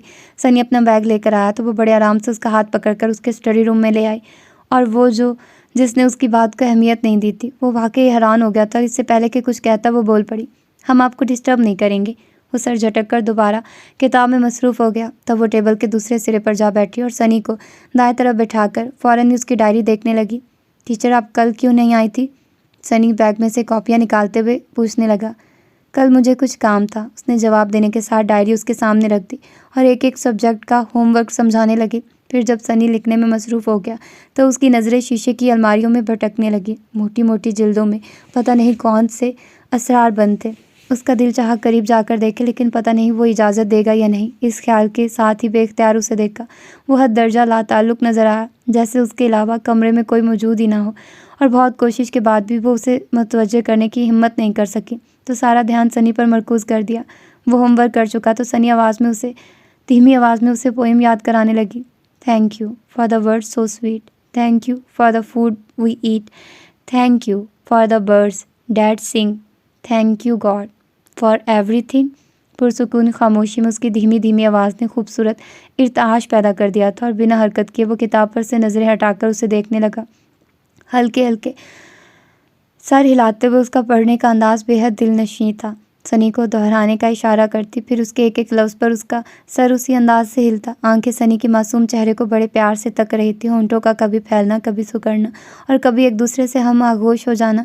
وہ کوشش کے باوجود اس پر سے نظریں نہیں ہٹا سکا۔ یہی تو نہیں تھا کہ وہ پہلی بار کسی لڑکی کو دیکھ رہا تھا۔ سال بھر پہلے کتنی لڑکیاں اس کی دوست تھیں، اور ان میں نیما اور اینی کے ساتھ تو اس کی اچھی خاصی انڈرسٹینڈنگ بھی تھی، لیکن انہیں دیکھ کر بھی وہ کبھی اس طرح بے اختیار نہ ہوا تھا، اور شاید اس نے اپنے چہرے پر اس کی نظریں محسوس کر لی تھیں۔ کچھ عجیب سا لگا، اور سنی کے ہاتھ سے کتاب لے کر اس طرح سامنے کی کہ درمیان میں پردہ سا حائل ہو گیا تھا۔ وہ ذرا سا چونکا اور خود کو سخت قسم کی سرزنش کرنے لگا۔ تبھی اس کی آواز آئی، شاباش۔ وہ سنی سے مخاطب تھی، تم بہت اچھے بچے ہو، بہت جلدی یاد کر لیتے ہو۔ اب ذرا یہ بتاؤ کہ اس پوئم میں تمہیں کیا بتایا گیا ہے؟ تھینک یو گاڈ، بچے نے اپنی عمر اور سمجھ کے حساب سے کہا تو وہ اس کی حوصلہ افزائی کرتے ہوئے بولی، ہاں، ہمیں اللہ کا شکر ادا کرنا چاہیے۔ اس نے ہمیں اتنی بہت ساری چیزیں دی ہیں، اتنے پیارے رنگوں سے سجی یہ دنیا، اتنی پیاری زندگی۔ لیکن ٹیچر، ماما تو کہہ رہے تھے یہ دنیا اچھی نہیں ہے۔ سنی نے اس کی بات درمیان میں اچک لی۔ آپ کے ماما غلط کہہ رہے تھے، وہ فوراً کہہ گئی، اور اس نے جس انداز سے کتاب کو زور سے بند کیا، اس سے وہ اندر ہی اندر سہم گئی کہ اب پتہ نہیں اس کا کیا حشر ہونے والا ہے۔ کچھ دیر تک انتظار کرتی رہی، اور جب ادھر سے کوئی رد عمل ظاہر نہیں ہوا تب ہمت کر کے بولی، ذرا اپنے ماما سے پوچھو سال بھر پہلے انہیں دنیا کیسی لگتی تھی۔ سنی نے ناسمجھی کے عالم میں اپنے ماموں کو دیکھا، پھر اسے دیکھنے لگا، بولا کچھ نہیں۔ تب وہ جو ایک کتاب کے سے درمیان میں پردہ تانے بیٹھی تھی اسے ٹیبل پر رکھتے ہوئے بولی، بیٹا ہم انسان بڑے ناشکر ہیں، جب تک خوبصورت، جوان اور توانا ہوتے ہیں دنیا کے ساتھ، بلکہ دنیا کو اپنے ساتھ چلا رہے ہوتے ہیں، اس وقت تک دنیا ہمیں بڑی اچھی لگتی ہے اور اس کی رنگینیوں میں کھو کر ہم تھینک یو گاڈ کہنا ہی بھول جاتے ہیں۔ پھر جب کسی وجہ سے ہم دنیا کا ساتھ نہیں دے پاتے تو اسے برا کہتے ہیں۔ یہ تو اچھی بات نہیں ہے نا۔ سنی اس کی باتیں نہیں سمجھ رہا تھا، پھر بھی آخر میں اس کے پوچھنے پر یوں ہی سر ہلانے لگا، اور وہ سنی کو کب سنا رہی تھی، اس کی آڑ میں اس سے مخاطب تھی۔ آپ کے ماما کو کم از کم آپ کے سامنے دنیا کو برا نہیں کہنا چاہیے، اس لیے کہ آپ کے سامنے طویل زندگی ہے، اس میں آپ کو بہت کچھ پانا ہے۔ اگر ابھی سے آپ کا معصوم دل دنیا سے اچاٹ ہو گیا تو اپنے ماما کی طرح آپ بھی ایک کمرے میں بند ہو کر بیٹھ جاؤ گے، اور یہ اچھی بات نہیں ہے۔ آپ باہر نکلو، سارے رنگ آپ کے ہیں، لیکن ایک بات یاد رکھنا بیٹا کہ ان رنگوں میں کھو کر کبھی تھینک یو گاڈ کہنا نہیں بھولنا، اوکے؟ وہ سنی کا گال ٹپک کر ہلکے سے مسکرائی، اور جانے اس کی اپنی زندگی پر اس وقت کون سا رنگ تھا کہ مسکراتے ہوئے بھی وہ بے حد اداس اور تنہا سی لگ رہی تھی۔ بندہ خود تاریک راہوں پہ کھڑا ہو اور دوسروں کو روشنی کی بشارت دے، کمال تو تھا۔ وہ اچانک اس کے سامنے خود کو بہت چھوٹا محسوس کرنے لگا، کچھ مضطرب سے انداز میں اٹھتے ہوئے بولا، سنی آپ کی ٹیچر ٹھیک کہہ رہی ہیں، دنیا تو آج بھی اسی طرح خوبصورت ہے، بس ہم اس کے دیکھنے پر وہ ہونٹ بھینچ کر الماری کی طرف بڑھ گیا۔ تب اس نے گھڑی پر نظر ڈالی، 5 بج رہے تھے۔ چلو بیٹا اپنی کتابیں سنبھالو، میں جا رہی ہوں۔ وہ کرسی دھکیل کر کھڑی ہو گئی اور سنی سے ہاتھ ملا کر دروازے تک آئی تھی کہ اس نے پکار لیا، سنیے ٹیچر۔ اس نے رک کر سوالیہ نظروں سے دیکھا تو فقط اتنا بولا، تھینک یو۔ وہ نہیں سمجھی اور وضاحت سننے کے لیے پوری اس کی طرف گھوم گئی۔ تب اسے اپنی بات کہنی پڑی، آپ نے بروقت احساس دلا دیا، ورنہ میں انجانے میں اس معصوم ذہن کو۔ آپ پلیز بیٹھیے نا، میں چائے منگواتا ہوں۔ وہ اپنی پہلی کامیابی پر ذرا سا مسکرائی، پھر معذرت کرتے ہوئے بولی، سوری چائے کے لیے رکی تو دیر ہو جائے گی، ڈرائیور چھوڑ آئے گا۔ سوری اگین، میں گاڑی میں جانا افورڈ نہیں کر سکتی۔ آپ سمجھی نہیں، میں ٹیکسی کی بات نہیں کر رہا۔ وہ اس کے الجھنے پر محظوظ ہو کر بولی، میں سمجھ گئی ہوں، لیکن اپنی بات آپ کو نہیں سمجھا سکتی۔ اوکے، خدا حافظ۔ وہ بڑے آرام سے اسے الجھتا چھوڑ کر باہر نکل آئی۔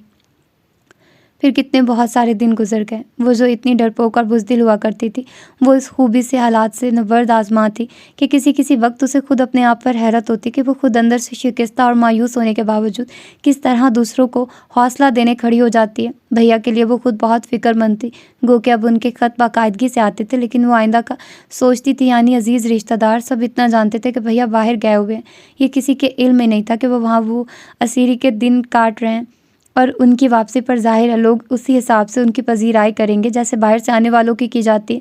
پھر ان سے چھوٹے موٹے تحائف کا مطالبہ بھی کیا جائے گا، اور وہ خود تہی دست ہوں، وہ کسی کو کیا دیں گے بھلا؟ پتہ نہیں اماں کی دورس نگاہیں ان حالات تک رسائی حاصل کر سکی تھی یا نہیں، وہ ضرور سوچتی اور کرتی تھی۔ اس کے باوجود جب بھی نبیلہ کو آزردہ یا مایوس دیکھتی اسے سمجھانے بیٹھ جاتی۔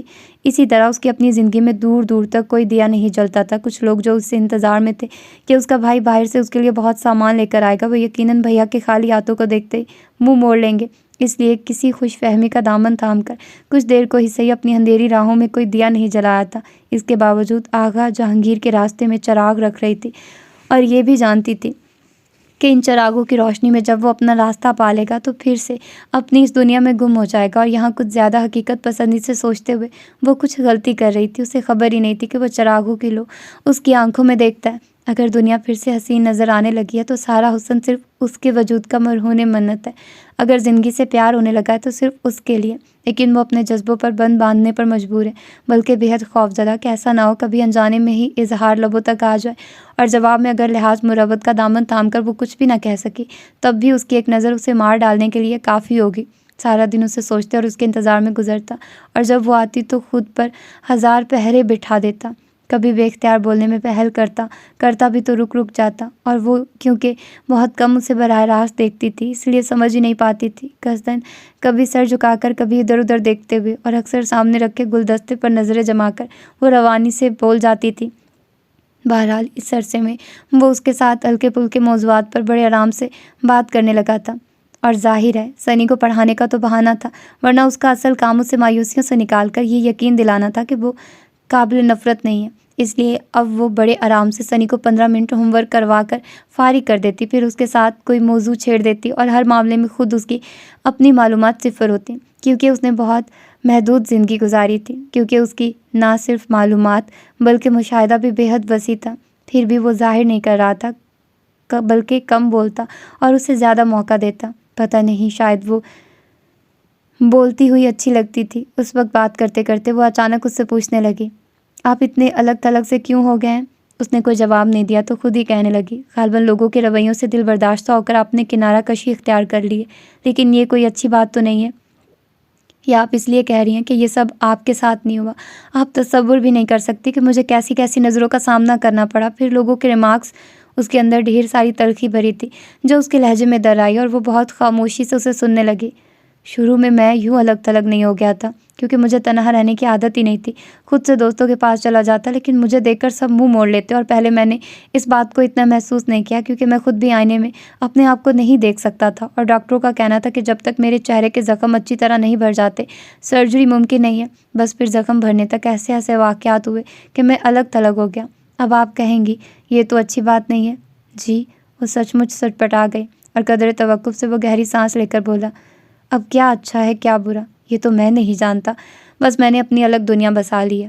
تنہائیاں بھی اچھی لگنے لگی ہیں۔ ایک عمر شور اور ہنگاموں میں گزری، اور جیسا کہ آپ نے کہا تھا کہ رنگینوں میں کھو کر انسان تھینک یو گاڈ کہنا بھول جاتا ہے، تو میں بھی بھول رہا۔ یاد اس وقت آیا جب سب ساتھ چھوڑ گئے۔ یہ کوئی نئی بات نہیں ہے، ہم سب کسی نہ کسی حادثے سے دوچار ہونے کے بعد ہی خدا کو یاد کرتے ہیں۔ اس سے پہلے تو وہ وہی پہلی کلاس میں رٹا ہوا سبق زبانی دہراتے ہیں کہ اللہ ایک ہے، اللہ سب سے بڑا ہے، وہ بڑی قدرت والا ہے، اور ہم مانتے اس کی قدرت کو اسی وقت ہے جب ہمارے ساتھ کوئی انہونی ہو جاتی ہے۔ اس کے لہجے میں غفلتوں کے دکھ بول رہے تھے۔ پھر ایک نظر اس پر ڈال کر کہنے لگی، بہرحال آپ اپنی اس الگ دنیا میں مطمئن صحیح، پھر بھی آپ کو دوسروں کا خیال ضرور کرنا چاہیے۔ زندگی صرف اپنے لیے جینے کا نام نہیں ہے۔ پھر آپ تو اپنے والدین کا واحد سہارا ہیں، دوسروں کے غلط رویوں کا بدلہ ان سے کیوں لے رہی ہیں؟ کیا مطلب ہے آپ کا؟ وہ جو سگریٹ سلگا رہا تھا ایک دم سگریٹ ہونٹوں سے نکال کر اس کی طرف دیکھنے لگا۔ میں کوئی مشکل بات نہیں کر رہی، آپ کو خود سمجھنا چاہیے کہ آپ کی کنارہ کشی آپ کے والدین کے لیے کس قدر تکلیف کا باعث ہے۔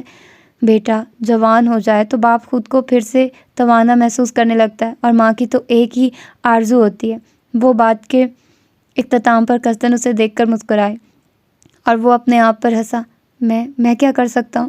سب کچھ کر سکتے ہیں، بشرط یہ کہ خود کو اس زندان سے باہر نکالیے۔ نہیں، وہ کسی بچے کی طرح خوف زدہ ہوا، اور وہ باقاعدہ اس کے ساتھ سامنے جم گئی۔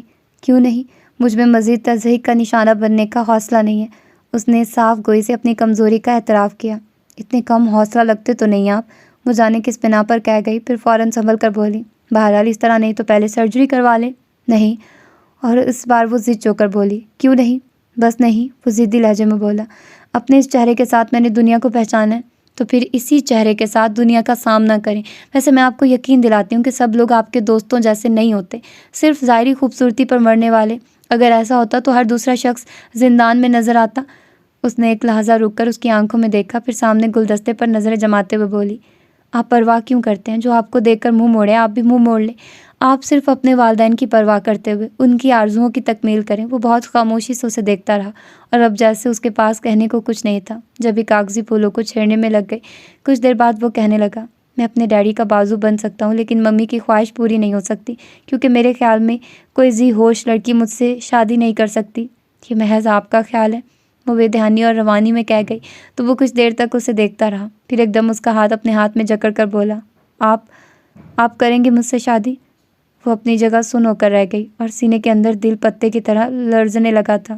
جواب دے ربیہ، میرے ساتھ چل سکتی ہیں؟ اس کا انداز بے حد جارحانہ تھا، اور اس کے ہاتھ کو اپنی اتنی زور سے دبایا کہ تکلیف سے اس کی آنکھوں میں پانی اتر آیا۔ ہونٹ کاٹتے ہوئے چہرہ دوسری طرف موڑ گئی، تب اس کا ہاتھ چھوڑتے ہوئے تعصب سے بولا، جب آپ میرا ساتھ نہیں دے سکتی ربیہ، تو سمجھ لے کوئی نہیں دے سکتا۔ وہ پھر سے مایوسیوں کے پاتال میں اتر رہا تھا، اور اس مقام پر وہ اتنی بے بس تھی کہ ایک لفظ نہیں کہہ سکی۔ بمشکل تمام خود کو سہارا دے کر کھڑی ہوئی، اور اس کی طرف دیکھے بغیر باہر نکل آئی۔ 3 دن سے وہ نہ آفس جا رہی تھی اور نہ سنی کو پڑھانے۔ گھر میں بھی کسی کام میں دل نہیں لگ رہا تھا۔ عجیب سی بے کلی تھی، بے نام سی اداسیاں، اور ذہن یکسوئی سے کچھ سوچ ہی نہیں پا رہا تھا۔ شاید اس کے گمان میں بھی نہیں تھا کہ بات بڑھتے بڑھتے اس حد تک آ جائے گی۔ وہ تو اپنی ڈیوٹی نبھا رہی تھی، لیکن نہیں، اب اس پر ادراک ہو رہا تھا اور بے نام سی اداسیاں بھی گواہ تھی کہ یہ صرف اس کی ڈیوٹی نہیں تھی، ڈیوٹی تو صرف آفس کی حد تک تھی۔ اس کے بعد کوئی اور ہی جذبہ تھا جو کشا کشا اس کے گھر کی طرف لے جاتا تھا، اور اس جذبے کو وہ کوئی نام کیا دیتی، خود سے بھی پوشیدہ رکھتی رہی تھی کہ وہ تو پھر سے دنیا کی رنگینیوں میں گم ہو جائے گا۔ تب وہ کہاں اسے ڈھونڈتی پھرے گی، اور اگر ڈھونڈ بھی لیا تو وہ کہاں پہچانے گا بھلا؟ شاید اپنی یادداشت کھنگالتے ہوئے کہہ دے، آپ سنی کی ٹیچر ہیں؟ بے حد آزردگیوں میں گھری وہ مسلسل اسی نہج پر سوچ رہی تھی کہ نبیلہ نے آ کر اس کے کندھے پر ہاتھ رکھ دیا۔ کیا ہو گیا ہے تمہیں؟ کوئی پریشانی ہے تو بتاؤ۔ اس نے گہری سانس کھینچ کر اندر کی آزردگی سے چھٹکارا پانے کی کوشش کی اور خالی خالی نظروں سے نبیلہ کو دیکھا تو وہ پوچھنے لگی، کیا جاب چھوٹ گئی ہے؟ نہیں تو پھر آفس کیوں نہیں جا رہی ہیں؟ بس کچھ اکتاہٹ سی ہونے لگی تھی، میں نے سوچا ایسا نہ ہو غلطیوں پر غلطیاں کرتی جاؤں اور ہمیشہ کے لیے چھٹی ہو جائے، اس سے پہلے خود ہی ہفتے بھر کی چھٹی لے لوں۔ اس نے خوبصورتی سے بات بنانے کی کوشش کی، لیکن نبیلہ بغور اسے دیکھ رہی تھی۔ پرسوچ انداز میں بولی، مجھے لگتا ہے تم کوئی غلطی کر چکی ہو۔ اس کا دل یکبارگی زور سے دھڑکا، نظریں چراتے ہوئے بولی، اب تو خمیازہ بھگت رہی ہوں۔ کیا مطلب؟ کس بات کا خمیازہ بھگت رہی ہو؟ نبیلہ سمجھی نہیں، پھر بھی تشویش کا اظہار کیا تو وہ قصداً زور سے ہنس پڑی اور اسی طرح ہلکے پھلکے انداز میں بتانے لگی، بس بھابھی، شروع میں غلطی ہو گئی جو میں نے باس کی بات مان لی تھی، کیونکہ انہوں نے مجھے سوچنے کو وقت دیا تھا، لیکن ہمارے پاس وقت نہیں تھا۔ گھر کے حالات کے پیش نظر مجھے فوراً حامی بھرنی پڑی، ورنہ شاید میں منع کر دیتی، کیونکہ یہ جاب میرے بس کی بات نہیں تھی۔ بہرحال اپنی اسی غلطی کا خمیازہ بھگت رہی ہوں۔ اس بار وہ بات بنانے میں کامیاب ہو گئی تو نبیلہ اسے ہمدردی کا اظہار کرتے ہوئے بولی، میں نے تو پہلے ہی کہا تھا کہ یہ تم پر ظلم ہے، جاب کرنا تمہارے بس کی بات نہیں ہے۔ ایسا کرو، چھوڑ دو، 1-2 مہینے میں تمہارے بھیا بھی آنے والے ہیں۔ ہاں وہ تو جیسے وہ کڑوا سچ بولنے جا رہی تھی کہ ایک دم ہونٹ بھینچ لیے، اور نبیلہ نادان نہیں تھی، دکھ سے بولی، ٹھیک کہتی ہو، ان کے آنے سے کون سا ہمارے دل در دور ہو جائیں گے۔ ارے آپ بھی کمال کرتی ہیں، بھیا آ جائیں گے، یہ کیا کم خوشی کی بات ہے۔ پھر اس کے بازو میں چٹکی کاٹتے ہوئے بولی، بہت دوگلی ہیں آپ، خط میں تو لکھ رہی تھی میرا تحفہ ہو تم ہی لوٹ کے تم آؤ جاؤ، اس میں دوگلا پن کیا ہے؟ بتاؤ کیا ہے؟ اس نے گدگدانے کے لیے ہاتھ بڑھایا، لیکن نبیلہ اٹھ کر بھاگ گئی۔ رات میں سونے کے لیے لیٹی تو پھر وہی سوچے تھی، اور دکھ صرف اس بات کا نہیں تھا کہ وہ ہار رہی تھی۔ اس شخص کا خیال زیادہ بے چین کر رہا تھا جو اچانک اس کا ہاتھ تھام گیا تھا، اور اس کے منہ موڑ لینے پر پتہ نہیں اس پر کیا بیتی ہوگی۔ ٹھیک تو کہہ رہا تھا وہ، جب آپ میرا ساتھ نہیں دے سکتی ربیہ تو سمجھ لے کوئی نہیں دے سکتا، اور میں تمہارا ساتھ کیسے دے سکتی ہوں آغا، میں تو بہت عام سی لڑکی ہوں۔ وہ اسے اپنی کم مائگی کا احساس رلا گیا تھا۔ کتنی دیر بے آواز آنسوں سے تکیہ بھگوتی رہی، پھر سوچا وہ اسے ساری صورتحال سچ بتا دے گی کہ وہ محض تنخواہ دار ملازم ہے، جو ڈیوٹی اسے سونپی گئی وہ وہی نبھا رہی تھی، اور یہ بھی سچ ہے کہ وہ دوسرے لوگوں کی طرح اسے دیکھ کر منہ نہیں موڑ سکتی، اور یہ ساری باتیں اس کے سامنے کہنے کے لیے بہت ہمت چاہیے تھی جو اس میں نہیں تھی۔ تب اس نے ٹیلی فون کا سہارا لیا، اگلی صبح اماں سے آفس فون کرنے کا کہہ کر قریبی پی سی او سے اسے رنگ کر ڈالا۔ آغا جہانگیر اسپیکنگ۔ خاصا عجلت بھرا انداز تھا، اور وہ اس کی آواز سن کر ہی سب بھول گئی تھی۔ بمشکل کہہ پائی، جی میں ربیہ۔ دوسری طرف خاموشی چھا گئی۔ کچھ دیر وہ انتظار کرتی رہی کہ وہ کچھ کہے تب بات بڑھے، لیکن وہ کچھ نہیں بولا، اور اس کی اور کچھ سمجھ میں نہیں آیا تو کہنے لگی، ایسا ہے کہ میں 2-3 روز سنی کو پڑھانے نہیں آ سکوں گی، پچھلی 3 روز سے بھی آپ نہیں آ رہی، اور مزید کوئی چھٹی نہیں ہوگی، آپ کو آ جانا ہے۔ وہ قدر سخت انداز میں حکم صادر کر کے فون بند کر گیا، اور وہ پریشان ہو گئی۔ پھر خود کو کوستی رہی کہ ناحق فون کیا، آرام سے 3 دن بعد جاتی اور اس وقت وہ جو کہتا سن لیتی۔ اب اگر نہیں جائے گی تو گڑبڑ ہو جائے گی۔ دوپہر تک وہ نہ صرف اس کے لہجے کو سوچتی رہی جس میں تحکم اور کرختگی تھی، بلکہ یہ بھی کہ پتہ نہیں اب اس کے ساتھ کس طرح پیش آئے، اور اس معاملے میں وہ خاصی بزدل تھی۔ جیسا کہ باس نے بتایا تھا کہ خلاف مزاج بات ہو جانے پر وہ چیخنے چلانے لگتا، اور اسے لگ رہا تھا جیسے اب وہ مرحلہ آ گیا۔ تمام راستہ وہ خود کو اس نئی صورتحال کے لیے تیار کرتی رہی۔ پھر بھی جب اس کے گھر میں داخل ہوئی، اندر سے بہت سہمی ہوئی تھی۔ سنی اپنا بیگ لے کر اس کے اسٹڈی روم کی طرف جانے لگا تو اس نے بہت خاموشی سے اس کا ہاتھ پکڑ لیا، پھر دھیمی آواز میں بولی، آؤ ادھر، سٹنگ روم میں چلتے ہیں۔ سنی نے اس سلسلے میں کوئی سوال نہیں کیا، چپ چاپ اس کے پاس آ گیا۔ پھر جب بیٹھا تو پوچھنے لگا، ٹیچر آپ کیوں نہیں آ رہی تھی؟ میری طبیعت ٹھیک نہیں تھی، وہ سرسری انداز میں کہہ کر اس کی ڈائری دیکھنے لگی۔ لیکن ماما تو کہہ رہے تھے آپ ڈر گئی ہیں، سنی نے سادگی سے کہا تو وہ چونک کر بولی، کس سے؟ پتہ نہیں، سنی نے لا علمی کا اظہار کیا تو وہ کچھ دیر تک اسے دیکھتی رہی، پھر ڈائری اس کے سامنے رکھ کر بولی، چلو آپ اپنا ہوم ورک کرو۔ سنی لکھنے میں مصروف ہو گیا اور وہ دل ہی دل میں دعائیں مانگنے لگی کہ اس سے سامنا نہ ہو، کیونکہ وہ ہرگز بھی خود میں اتنی ہمت نہیں پا رہی تھی۔ عجیب مشکل تھی، یوں لگ رہا تھا جیسے ابھی وہ ہر شے کو ٹھوکر مارتا ہوا اس کے سامنے آ کھڑا ہوگا، پھر کہے گا جواب دو، کیا تم میرے ساتھ چل سکتی ہو؟ اور اس کے پاس کوئی جواب نہیں تھا۔ ہاں یا نہیں کہنا آسان تھا، بات ہی ختم ہو جاتی، جبکہ وہ تیسرے راستے پر کھڑی تھی جہاں کبھی مصلحت دامن تھامتی، کبھی مجبوریاں اور کبھی کوئی خواہش چپکے سے سرگوشی کر جاتی۔ بہرحال مسلسل دھڑکے سے پریشان ہو کر اس نے کچھ ڈرتے ہوئے سنی سے پوچھا، سنو بیٹا، آپ کے ماما کہاں ہیں؟ آفس۔ سنی نے مصروف رہ کر مختصر جواب دیا اور اسے سچ مچ اپنی سماحتوں پر شبہ ہوا۔ کیا کہا آپ نے؟ کہاں ہیں آپ کے ماما؟ ماما آفس گئے ہیں۔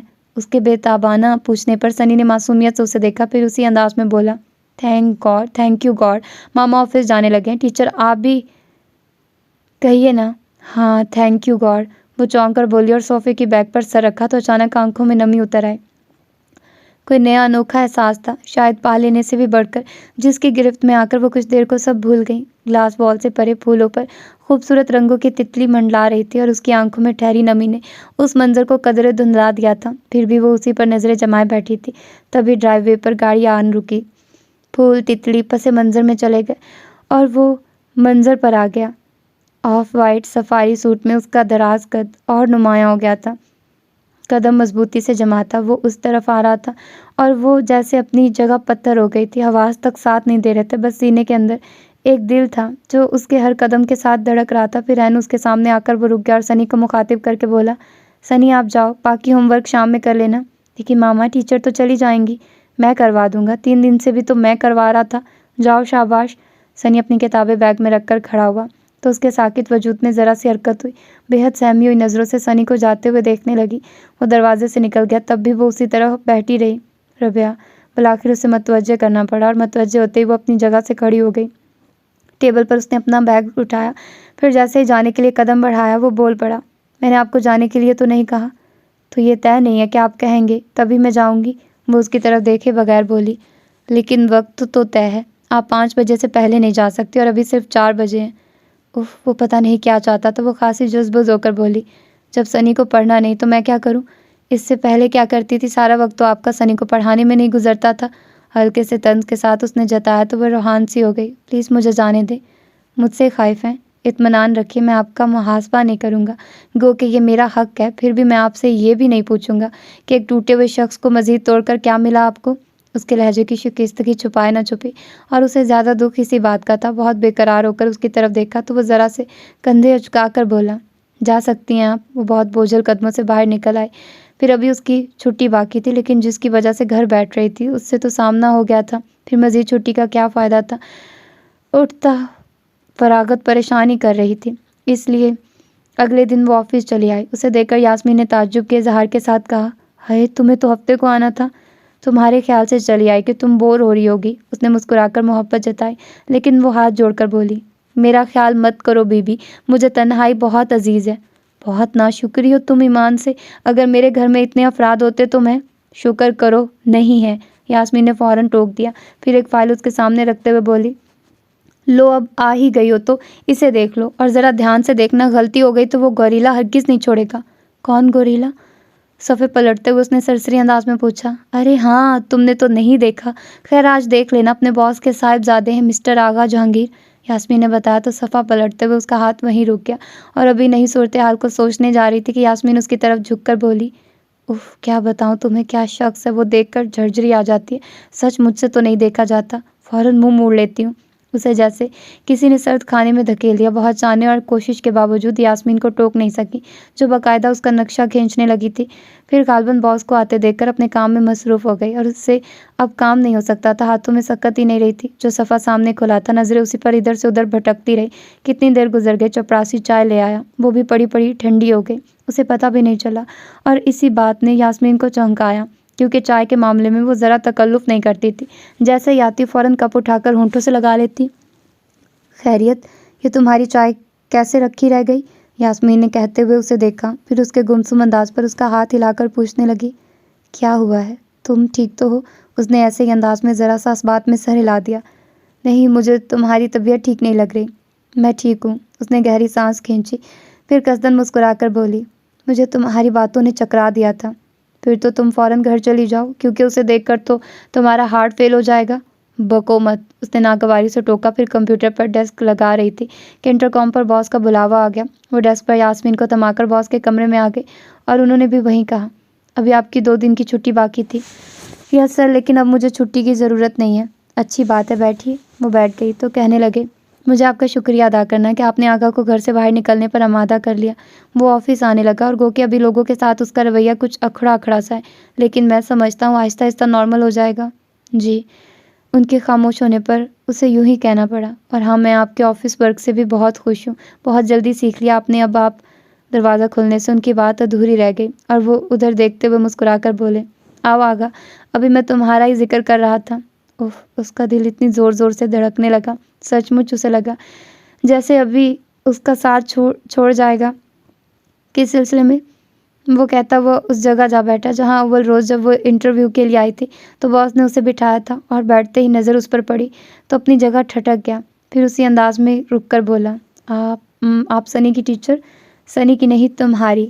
ہر دو کی کیفیت سے بے خبر باس نے خوشگوار لہجے میں کہا۔ کاش وہ اتنی باہمت ہوتی کہ انہیں مزید کچھ کہنے سے روک سکتی، اور اپنی بے بسی پر اس کی آنکھیں دھندلا گئی۔ دھند کے اس پار وہ شخص اپنے باپ سے تفصیل سنتے ہوئے سناٹے میں نظر آ رہا تھا، اور واقعی یہ ستم ظریفی تھی کہ جب جذبے اپنا آپ منوا چکے تھے، باس وہی پرانی کہانی لے بیٹھے تھے۔ وہ بمشکل تمام خود کو گھسیٹتی ہوئی اپنے کمرے میں آ گئی اور کرسی پر گرتے ہی دوپٹے کے پلو سے پلکوں تک آئی نمی صاف کرنے لگی۔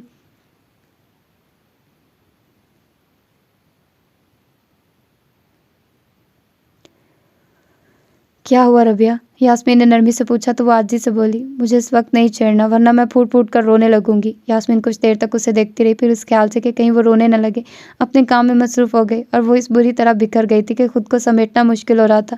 کاش وہ کل ہی آغا کو ساری حقیقت بتا دیتی۔ کتنا فرق پڑا تھا اس کے نہ بتانے اور باس کو بتانے سے۔ گو کہ حقیقت تو وہی تھی جو باس اسے بتا رہے تھے، لیکن اس میں اس کے جذبے شامل نہیں تھے، اور اب دکھ صرف اس بات کا نہیں تھا کہ وہ کبھی اسے یقین نہیں دلا سکے گی، زیادہ دکھ پھر اس کا تھا کہ وہ بے اعتبار ہو گیا تھا، نہ صرف اس کا بلکہ کبھی کسی کا یقین نہیں کرے گا۔ کتنی دیر بعد یاسمین نے پھر اسے دیکھا، وہ اذیتوں کے پل سرات عبور کرتی نظر آ رہی تھی۔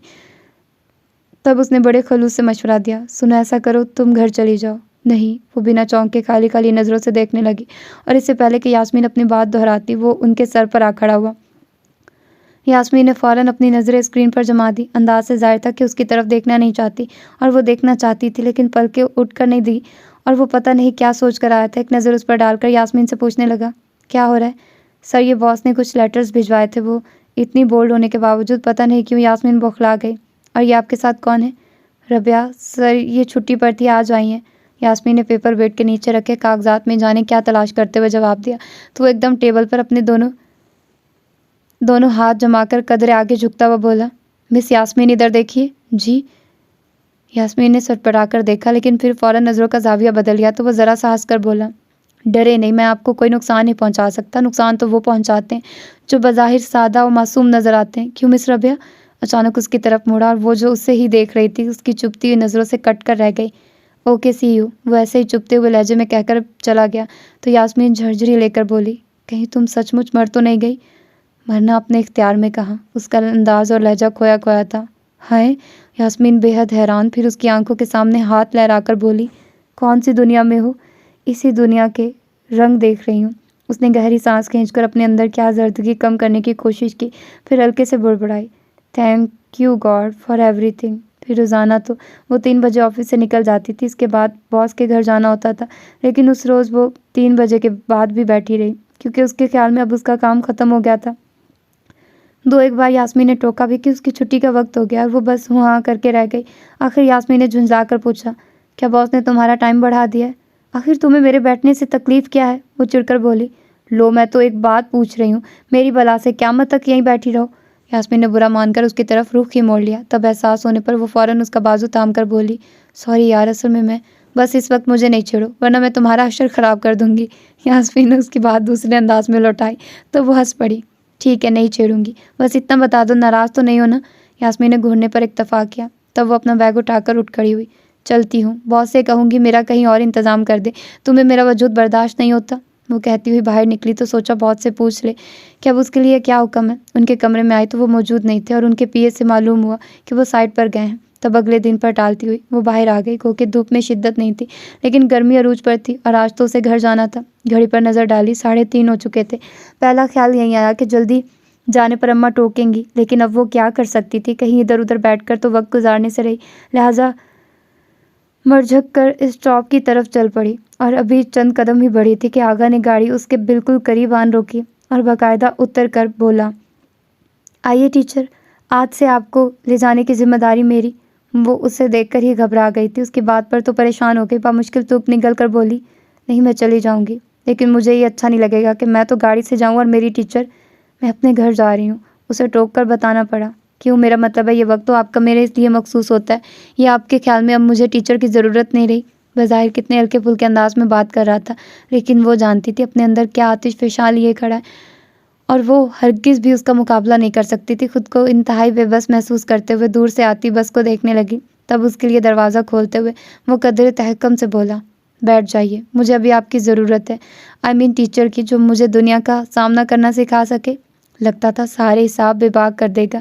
تھوڑی کوشش سے وہ خود کو سہارا دینے میں کامیاب ہو گئی تو براہ راست اس کی آنکھوں میں دیکھ کر بولی، سوری، آپ اپنے لیے کسی اور ٹیچر کا انتظام کر لیں۔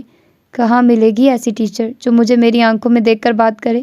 وہ ذرا سا سر اونچا کر کے ادھر ادھر نظریں بھٹکاتے ہوئے بولا، تو اسے لگا وہ یہیں ڈھہ جائے گی، پھر قدر توقف سے اسے دیکھ کر کہنے لگا، بہرحال جب تک دوسری ٹیچر کا انتظام نہیں ہوتا تب تک تو آپ کو میرے ساتھ چلنا ہوگا، ورنہ ممکن ہے میں دوبارہ اپنی اس تنہا دنیا میں لوٹ جاؤں۔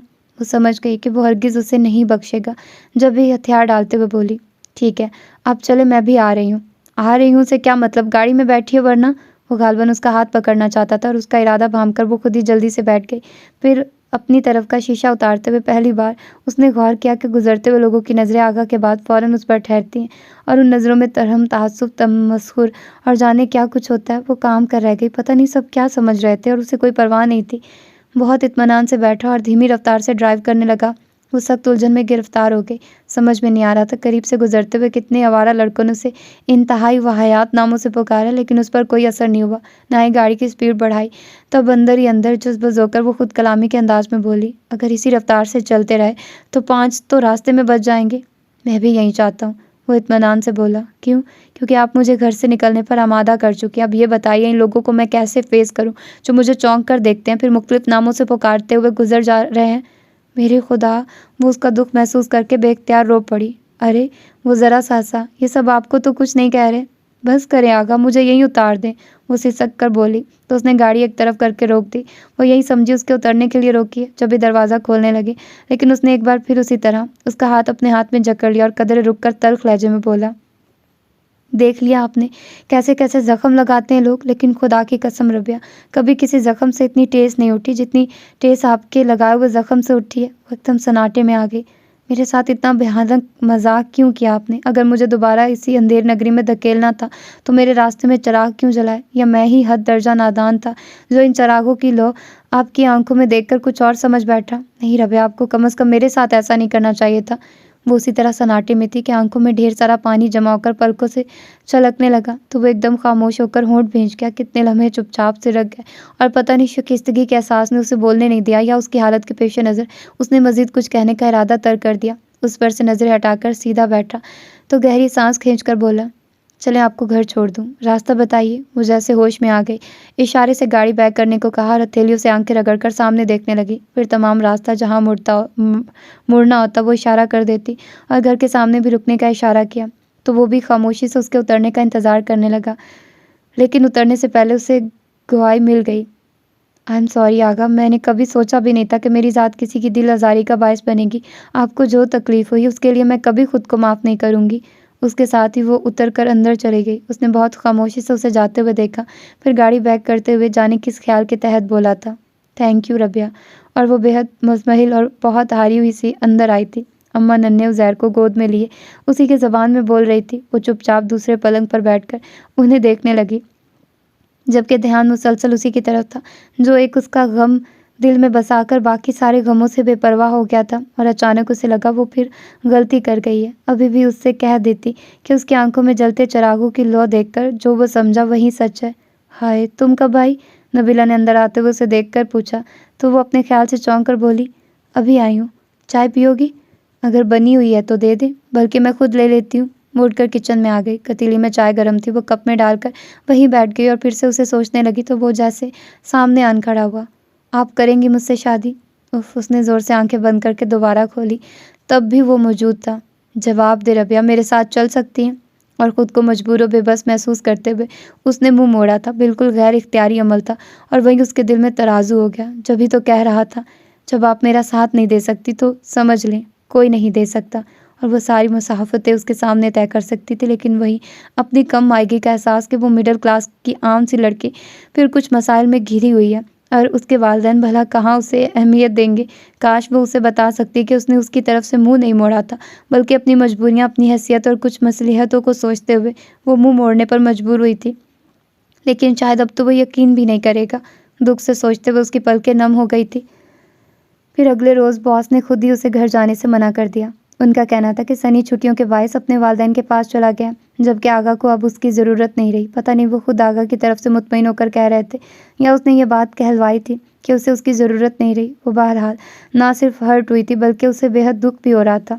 ٹھیک تو ہے، میں محض تنخواہ دار ملازم ہی تو ہوں، جہاں ضرورت ہوگی وہیں بٹھائی جاؤں گی، اور جب کہیں ضرورت نہیں ہوگی تو دکھ کے ساتھ اس کے اندر ڈھیروں تلخی بھر گئی۔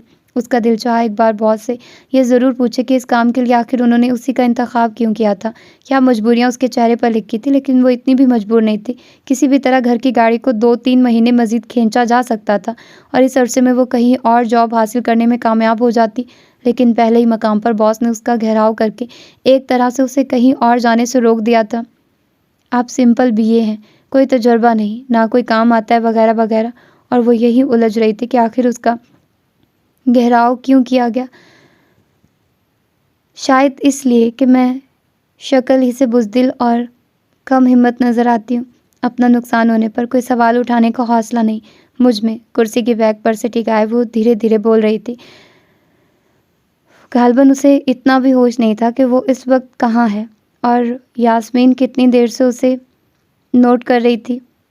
قصداً نہیں ٹوکا کیونکہ وہ کبھی کچھ بتاتی ہی نہیں تھی،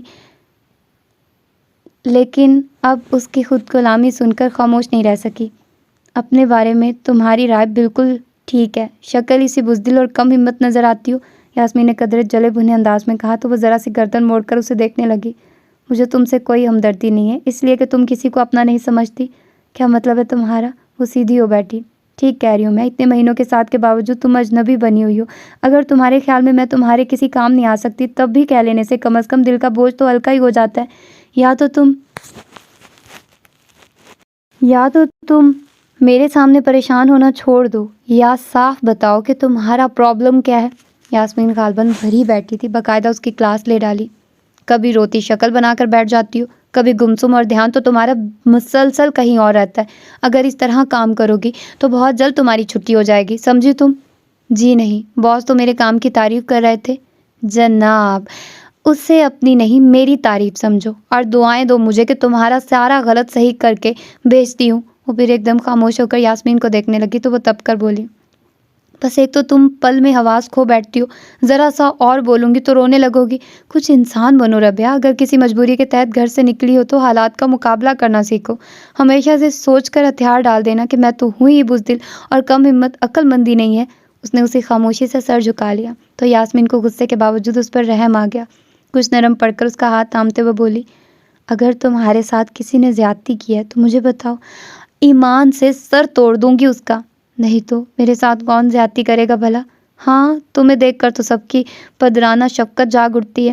جس بے ساختگی سے یاسمین نے کہا، ایسی ہی بے ساختہ اس کی ہنسی تھی۔ واہ کیا خوبصورت ہنسی ہے، کبھی راستے میں مت ہنسنا۔ اور اس کی ہنسی کو بریک لگ گئے، یاسمین کی بات پر نہیں بلکہ گلاس بال سے پرے۔ آغا جہانگیر کو دیکھ کر وہ جانے کب سے وہاں کھڑا تھا، نظریں اس پر جمی تھی، لیکن جیسے ہی اسے دیکھتے پایا فوراً پہلے نظروں کا زاویہ بدلا، پھر ذرا سا رخ موڑا اور پھر باہر نکلتا چلا گیا۔ اس کی نظروں نے دور تک اس کا تعاقب کیا، پھر یاسمین کو دیکھ کر بولی، تھینک یو یاسمین، تم نے میری بہت مدد کی، باوجود اس کے کہ تمہیں مجھ سے کوئی ہمدردی نہیں۔ مجھے واقعی تم سے ہمدردی نہیں ہے، بس ہمیشہ تمہارے گھر والوں کا خیال آیا۔ ویسے تمہارے گھر میں کون کون ہے؟ یاسمین نے بڑی خوبصورتی سے اس کا گھیراؤ کر لیا۔ وہ واقعی جاننا چاہتی تھی کہ اس کے ساتھ پرابلم کیا ہے۔ اماں، بھابھی، ان کی گود میں چند ماہ کا بچہ اور میں، اس نے بتایا تو یاسمین سوچتے ہوئے بولی، بھابھی کی گود میں چند ماہ کا بچہ ہے اور تمہارے بھیا کہاں ہیں؟ ساری پریشانی بھیا کی طرف سے ہی تو ہے۔ اس نے بھی جیسے موقع غنیمت جانا، اپنی پریشانیاں بلکہ دکھوں کا رخ بھی بھیا کی طرف موڑ دیا، مختصر صورتحال کہہ سنائی، جسے سن کر یاسمین افسوس کا اظہار کرتے ہوئے بولی، واقعی یہ تو خاصی پریشانی کی بات ہے، پردیس کا معاملہ ہے، وہاں وہ لاچار، یہاں تم لوگ بے بس، کیا کریں، کچھ سمجھ میں نہیں آتا۔ کہاں ہے؟ کہاں؟ ملیشیا میں۔ ملیشیا؟ یاسمین کچھ دیر تک پرسوچ انداز میں اسے دیکھتی رہی، پھر کہنے لگی، میرے ایک چچا ملیشیا میں رہتے ہیں، ایسا کرو تم اپنے بھائی کا نام اور جس پتے پر انہیں خط لکھتی ہو وہ لکھ دو، پھر میں چچا کو خط لکھتی ہوں، شاید وہ کچھ کر سکے۔ تمہارے سگے چچا ہیں؟ ایک کاغذ پر بھیا کا نام و پتہ لکھتے ہوئے اس نے یوں ہی پوچھ لیا، پھر کاغذ اسے تھماتے ہوئے بولی، ایمان سے اگر یہ کام ہو جائے تو میں تمہارا، بس زیادہ بولنے کی ضرورت نہیں ہے۔ یاسمین کے ٹوکنے پر وہ ایک دم خاموش ہو گئی۔ پھر کتنے بہت سارے دن گزر گئے۔ اس نے اماں اور نبیلہ کو بھی بتا دیا کہ یاسمین اپنے چچا کے ذریعے بھیا کی رہائی کی کوشش کر رہی ہے، اور اسی روز سے وہ دونوں کسی اچھی خبر کی منتظر رہنے لگی تھی۔ نبیلہ تو باقاعدہ دن گننے لگی کہ فلاں تاریخ کو یاسمین نے خط لکھا جو فلاں تاریخ تک پہنچے گا، اس کے بعد جوابی تاریخ، اور یہ سب تو تھا، لیکن اس کے اندر کی اداسی جوں کی توں تھی، کیونکہ اس روز کے بعد سے اس نے آغا کو نہیں دیکھا تھا۔ پتہ نہیں اس نے آفس آنا کیوں چھوڑ دیا تھا، اور جب یہ خیال آتا کہ کہیں اس نے پھر سے تو خود کو گھر تک محدود نہیں کر لیا، اس کا دکھ سوا ہو جاتا۔ کتنی بار سوچا بہت سے پوچھے، لیکن اس کی ہمت نہیں پڑی، اگر انہیں بتانا ہوتا تو خود سے بتاتے، اس کے پوچھنے پر پتہ نہیں کیا سمجھے، یہی سوچ کر رہ جاتی، اور کبھی خود کو ٹوکتی کہ جب اسے اس کی ضرورت ہی نہیں رہی تو پھر وہ کیوں اس کے بارے میں اتنا سوچتی ہے، لیکن یہ اس کے اختیار میں کب تک ساری سوچوں پر پہرے بٹھا سکتی تھی، ایک اس کے خیال سے دامن بچانا مشکل تھا۔ دن بڑے بوجھل، بڑے بے کیف سے گزر رہے تھے، دل کا موسم اچھا نہ ہو تو کچھ بھی اچھا نہیں لگتا، اس کے ساتھ یہی معاملہ تھا، یوں لگتا جیسے سارے جہاں پر اداسیوں کا راج ہو۔ ایسے میں اگر کوئی راستے میں بھی ہنستا ہوا نظر آتا تو وہ چونک کر دیکھنے لگتی۔ اس روز دل کے ہاتھوں مجبور ہو کر اس نے بظاہر سرسری انداز میں یاسمین سے کہہ دیا، سنو، اتنے دنوں سے آغا جہانگیر نظر نہیں آئے، نام مت لو، ایسا نہ ہو بوتل کے جن کی طرح حاضر ہو جائیں۔ اپنے تہی یاسمین نے اسے ڈرایا، لیکن وہ بڑے آرام سے بولی، ایسا ہو جائے تو کیا بات ہے، بڑی بہادر بن رہی ہو، اس روز تو اسے دیکھ کر کہہ رہی تھی کہ مجھے مت چھیڑنا ورنہ میں پھوٹ پھوٹ کر رونے لگوں گی۔ یاسمین نے اس کی نقل اتاری تو وہ حیران ہو کر بولی، یہ میں نے آغا کو دیکھ کر کہا تھا، اور کیا، اسی وقت تم باس کے کمرے سے آئی تھی اور وہ بھی وہی موجود تھا، پھر یہاں آیا تب بھی تمہاری سٹی گم ہو گئی تھی۔ یاسمین جو سمجھی اسی حساب سے کہہ رہی تھی، تب وہ ذرا سا ہنسی، اچھا مجھے یاد نہیں ہے، بہرحال ہے کہاں وہ؟ سنا ہے باہر چلے گئے ہیں۔ کیا؟ وہ جیسے تپتی دھوپ میں آ کھڑی ہوئی تھی، کس قدر تپش تھی، تن من سب جلنے لگا تھا۔ اس میں حیرت کی کیا بات ہے، بڑے لوگ ہیں، دنیا ان کی مٹھی میں۔ یاسمین اس کی طرف متوجہ نہیں تھی، اپنی کہہ گئی، اور وہ کب سن رہی تھی، اس کے اندر جہاں یہاں وہاں سناٹا ہی سناٹا تھا، بس کہیں ہلکی سی آواز تھی، جب آپ میرا ساتھ نہیں دے سکتی تو سمجھ لیں کوئی نہیں دے سکتا۔ تو کیا وہ مایوس ہو کر چلا گیا؟ اچانک ہی خیال آیا اور دل میں ایسا درد اٹھا کہ وہ گھبرا کر کھڑی ہو گئی۔ کہاں جا رہی ہو؟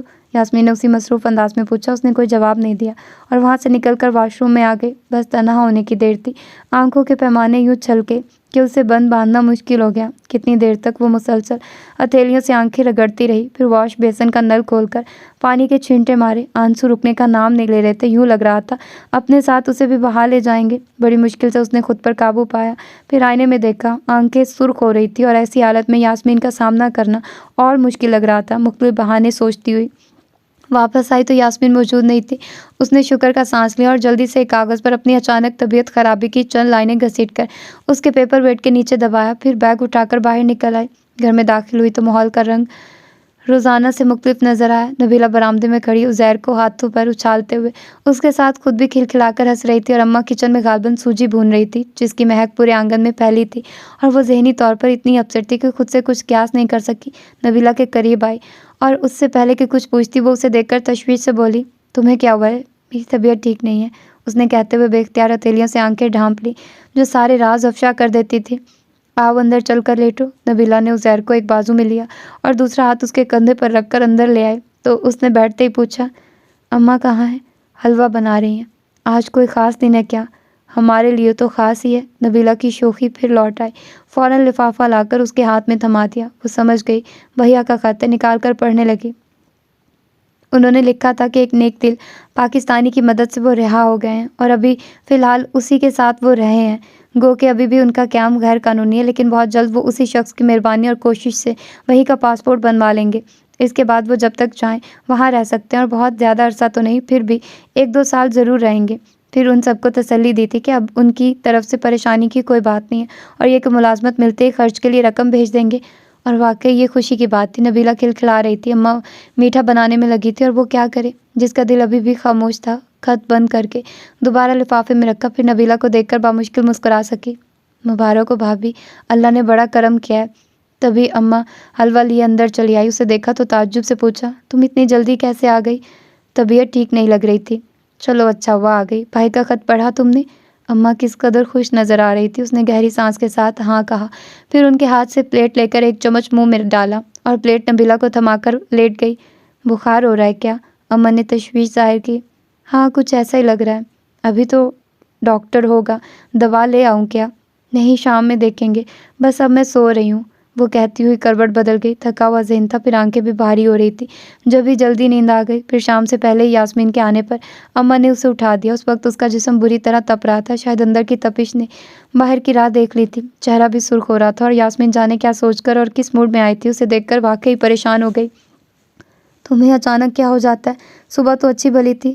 میں کب اچھی بھلی تھی؟ اس نے سوچا، پھر اسے دیکھ کر قصدن مسکرا کر بولی، بس جب کام کرنے کو دل نہیں چاہتا تو بیمار ہو جاتی ہوں۔ یہ تو اچھی بات نہیں ہے، یاسمین نے کہا تو اس کی ذہنی روح بہک گئی۔ اب آپ کہیں گی یہ اچھی بات نہیں ہے؟ کیا اچھا ہے کیا برا، یہ تو میں نہیں جانتا۔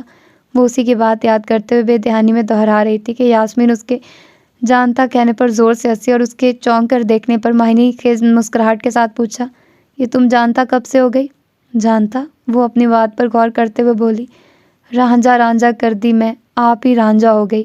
ہاں ہاں، یہی میں تم سے پوچھنے آئی ہوں کہ کون ہے رانجھا اور کہاں ہے؟ یاسمین نے ہاں کو اس انداز سے لمبا کھینچا جیسے اس پر جتا رہی ہو کہ وہ واقعی اسی مقصد سے آئی ہے، اور وہ بغیر چونک کے بولی، پتہ نہیں کہاں ہے۔ دیکھو مجھ سے چھپانے کی کوشش مت کرو، آج تمہارے آنے کے بعد سے میں مسلسل تمہارے بارے میں سوچتی رہی ہوں کہ آخر تمہیں بیماری کیا ہے؟ بیٹھے بیٹھے گم ہو جانا، کام سے لاپرواہی، بات پہ بات پل کے نم کر لینا، اور یہ ساری باتیں ایک ہی بیماری کو ظاہر کرتی ہیں، اور وہ ہے عشق، ہے نا؟ یاسمین بڑے یقین سے کہہ کر تائیدی نظروں سے اس کی آنکھوں میں دیکھنے لگی، تو وہ افسردگی سے مسکرائی، میں تم سے کچھ نہیں چھپاؤں گی، لیکن ابھی مجھ سے کچھ مت پوچھو۔ بڑی عاجزی تھی اس کے لہجے میں۔ یاسمین نے ٹھٹک کر دیکھا، پھر اس کا ہاتھ دبا کر بولی، چلو ابھی نہیں پوچھتی۔ تبھی نبیلہ چائے لے کر آئی تو اسے دیکھ کر یاسمین پوچھنے لگی، تمہارے بھیا کا کوئی خط وغیرہ آیا؟ ہاں آج ہی آیا ہے، اس نے کہا، پھر ساری تفصیل بتا کر احسان مندی سے اس کا شکریہ ادا کرنا چاہتی تھی کہ وہ بول پڑی، بس میں نے کچھ نہیں کہا، ایک خط ہی تو لکھا تھا چچا کو، دنیا کے سارے کام ایسے ہی تو ہو رہے ہیں، بس ایک خط لکھا جاتا ہے، کسی کو رہائی ملتی ہے، کسی کو اسیری، کسی کو نوکری، اور یاسمین نے بھرپور کہکا لگایا، پھر اسے چھیڑ کر بولی، عقل مند ہوتی جا رہی ہو، تمہاری صحبت کا اثر ہے، میری یا نبیلہ کی موجودگی کے باعث؟ اس نے فوراً بات بدل دی، اچھا خیر، اب تم جلدی سے ٹھیک ہو کر آفس آؤ، کیونکہ میں تمہاری اتنی عادی ہو چکی ہوں کہ تمہارے بغیر میرا دل نہیں لگے گا، لیکن میں تو جاب چھوڑنے کا سوچ رہی ہوں۔ ہائے، ابھی تو میں نے تمہیں عقل مند کہا ہے، پھر یہ بے وقوفی کی باتیں کرنے لگی، خبردار، گھر بیٹھنے کی ضرورت نہیں ہے۔ یاسمین نے پہلے اسے ڈانٹا، پھر سمجھاتے ہوئے بولی، کچھ نہ کرنے سے کچھ کرتے رہنا اچھا ہوتا ہے، یہ مت سوچو کہ اب بھیا کی نوکری لگ جائے گی تو تم آرام سے بیٹھ جاؤ گی، مجھے دیکھو، میرے ماشاءاللہ 4 بھائی ہیں، سب اچھا کماتے ہیں اور مجھے ماہانہ جیب خرچ بھی دیتے ہیں، پھر بھی میں جاب کر رہی ہوں، آخر گھر بیٹھ کر کیا کروں؟ ٹھیک ہے، پھر میں کوئی اور جاب تلاش کروں گی، اس نے کہا تو یاسمین چونک کر بولی، کیا مطلب، یہاں کیا تکلیف ہے تمہیں؟ پھر وہ خود ہی قیاس کر کے بولی، میرا خیال ہے تم آغا جہانگیر سے ڈر گئی ہو۔ بھکو مت، وہ چڑ گئی، تم نے آغا کو ہوا بنا لیا، انسان ہے وہ، اگر اس کے ساتھ کوئی حادثہ ہو گیا ہے تو اس کا یہ مطلب تو نہیں ہے کہ ہم ہر وقت اس کا مذاق اڑاتے رہیں۔ اوفو، میں نے تو تمہیں تو کچھ نہیں کہا، اسے بھی مت کہو، مجھے دکھ ہوتا ہے۔ یاسمین خاموش ہو کر اسے دیکھنے لگی، پھر کندھے اچکا کر اٹھ کھڑی ہوئی، اچھا میں چلتی ہوں، اور تم بھی فوراً ٹھیک ہو کر آفس آؤ، باقی باتیں وہیں ہوں گی۔ وہ شاید سمجھ گئی تھی، خاصی مشکوک نظروں سے دیکھتے ہوئے چلی گئی، تو بیگ سے کمر ٹکا کر اس نے آنکھیں بند کر لی، یوں لگ رہا تھا جیسے آغا کا نہیں اس کا مذاق اڑایا گیا۔ تب اسے اپنے آپ پر حیرت ہوئی کہ اتنے سے وقت میں وہ کتنا فاصلہ طے کر آئی تھی کہ پیچھے مڑ کر دیکھنا محال لگ رہا تھا۔ پھر 2 دن بعد سے اس نے دوبارہ آفس جانا شروع کر دیا تو وہی روٹین شروع ہو گئی، لیکن اب اس کا کسی کام میں دل نہیں لگتا تھا۔ گو کہ اس نے آغا کو 2-3 بار ہی آفس میں دیکھا تھا، پھر بھی اس کی کمی محسوس ہوتی تھی، یوں جیسے وہ اول روز سے اس کے ساتھ رہا ہو اور اب اچانک کہیں چلا گیا، اور ایسا تھا تو کہیں آفس میں تو اس کا ساتھ نہیں تھا۔ یاسمین کو اس نے الف سے یہ تک سب بتا دیا تھا، اور الٹا اس کی گالیاں ہی سننے کو ملی۔ پھر روزانہ وہ اسے سمجھانا اپنا فرض سمجھتی۔ تم جیسی احمق لڑکی میں نے اپنی زندگی میں پہلے کہیں نہیں دیکھی۔ آغا سے ہمدردی تو کی جا سکتی ہے، محبت نہیں۔ چھوڑ دو اس کا خیال، تمہارے لیے کمی نہیں ہے۔ وہ جانتی تھی جو بھی سنے گا یہی کہے گا، اور اسے خود پر اختیار نہیں تھا۔ جب بھی یاسمین کی باتیں بس سن لیتی، جواب میں ایک لفظ نہیں کہتی تھی۔ یوں ہی دن گزرتے چلے گئے۔ اب تو گھر کی طرف سے بھی کوئی پریشانی نہیں تھی، کیونکہ بھیا جاب سے لگ چکے تھے اور انہوں نے ڈرافٹ بھی بھجوایا تھا، اور اماں نے جو پہلے مجبوری کے تحت اسے جاب کرنے کے لیے کہا تھا اب چھوڑنے کو کہتی، لیکن اب وہ چھوڑنے کو تیار نہیں تھی۔ بقول یاسمین گھر بیٹھ کر کیا کرنا ہے، وہ بھی یہی سوچتی کہ فراغت سے تو وقت کاٹے نہیں کٹے گا، اس سے مصروفیت اچھی کہ کسی طور وقت گزر رہا تھا۔ انہی دنوں یاسمین کی شادی طے پا گئی۔ وہ خود نہ صرف حیران تھی بلکہ بڑے مزے سے بتا رہی تھی، واقعی جس کام کا جو وقت مقرر کیا گیا ہے وہ اسی وقت پر ہو کر رہے گا۔ اب دیکھو میرے شادی کی فکر سب کو تھی، لیکن دور دور تک امکان نہیں تھا۔ یوں آنن فانن رشتہ طے ہوا اور اب میں جا رہی ہوں، اور ہاں میرے شادی میں آنا نہیں بھولنا، ہو سکتا ہے وہیں کہیں تمہارا بھی چانس بن جائے۔ اس نے صرف ہنسنے پر اکتفا کیا۔ پھر یاسمین کے جانے کے بعد کچھ دن وہ اکیلی رہی۔ اس کے بعد ایک اور لڑکی آ گئی، اور اب کیونکہ وہ سینئر تھی اور اکثر واپسی میں بھی دیر ہو جاتی، اور اماں اب ہاتھ دھو کر پیچھے پڑ گئی تھی کہ وہ جاب چھوڑ دے، کیونکہ انہی دنوں اس کے لیے ایک اچھا پرپوزل آیا تھا، جو بعد میں لڑکے نے یہ کہہ کر منع کر دیا کہ وہ جاب کرنے والی لڑکی سے شادی نہیں کر سکتا۔ اپنی اپنی سوچ ہے، لیکن اماں کو فکر لاحق ہو گئی کہ وہ جب تک جاب کرتی رہے گی اس کی شادی نہیں ہو سکتی، اور وہ اب جلدی اس کی شادی کرنا چاہتی تھی۔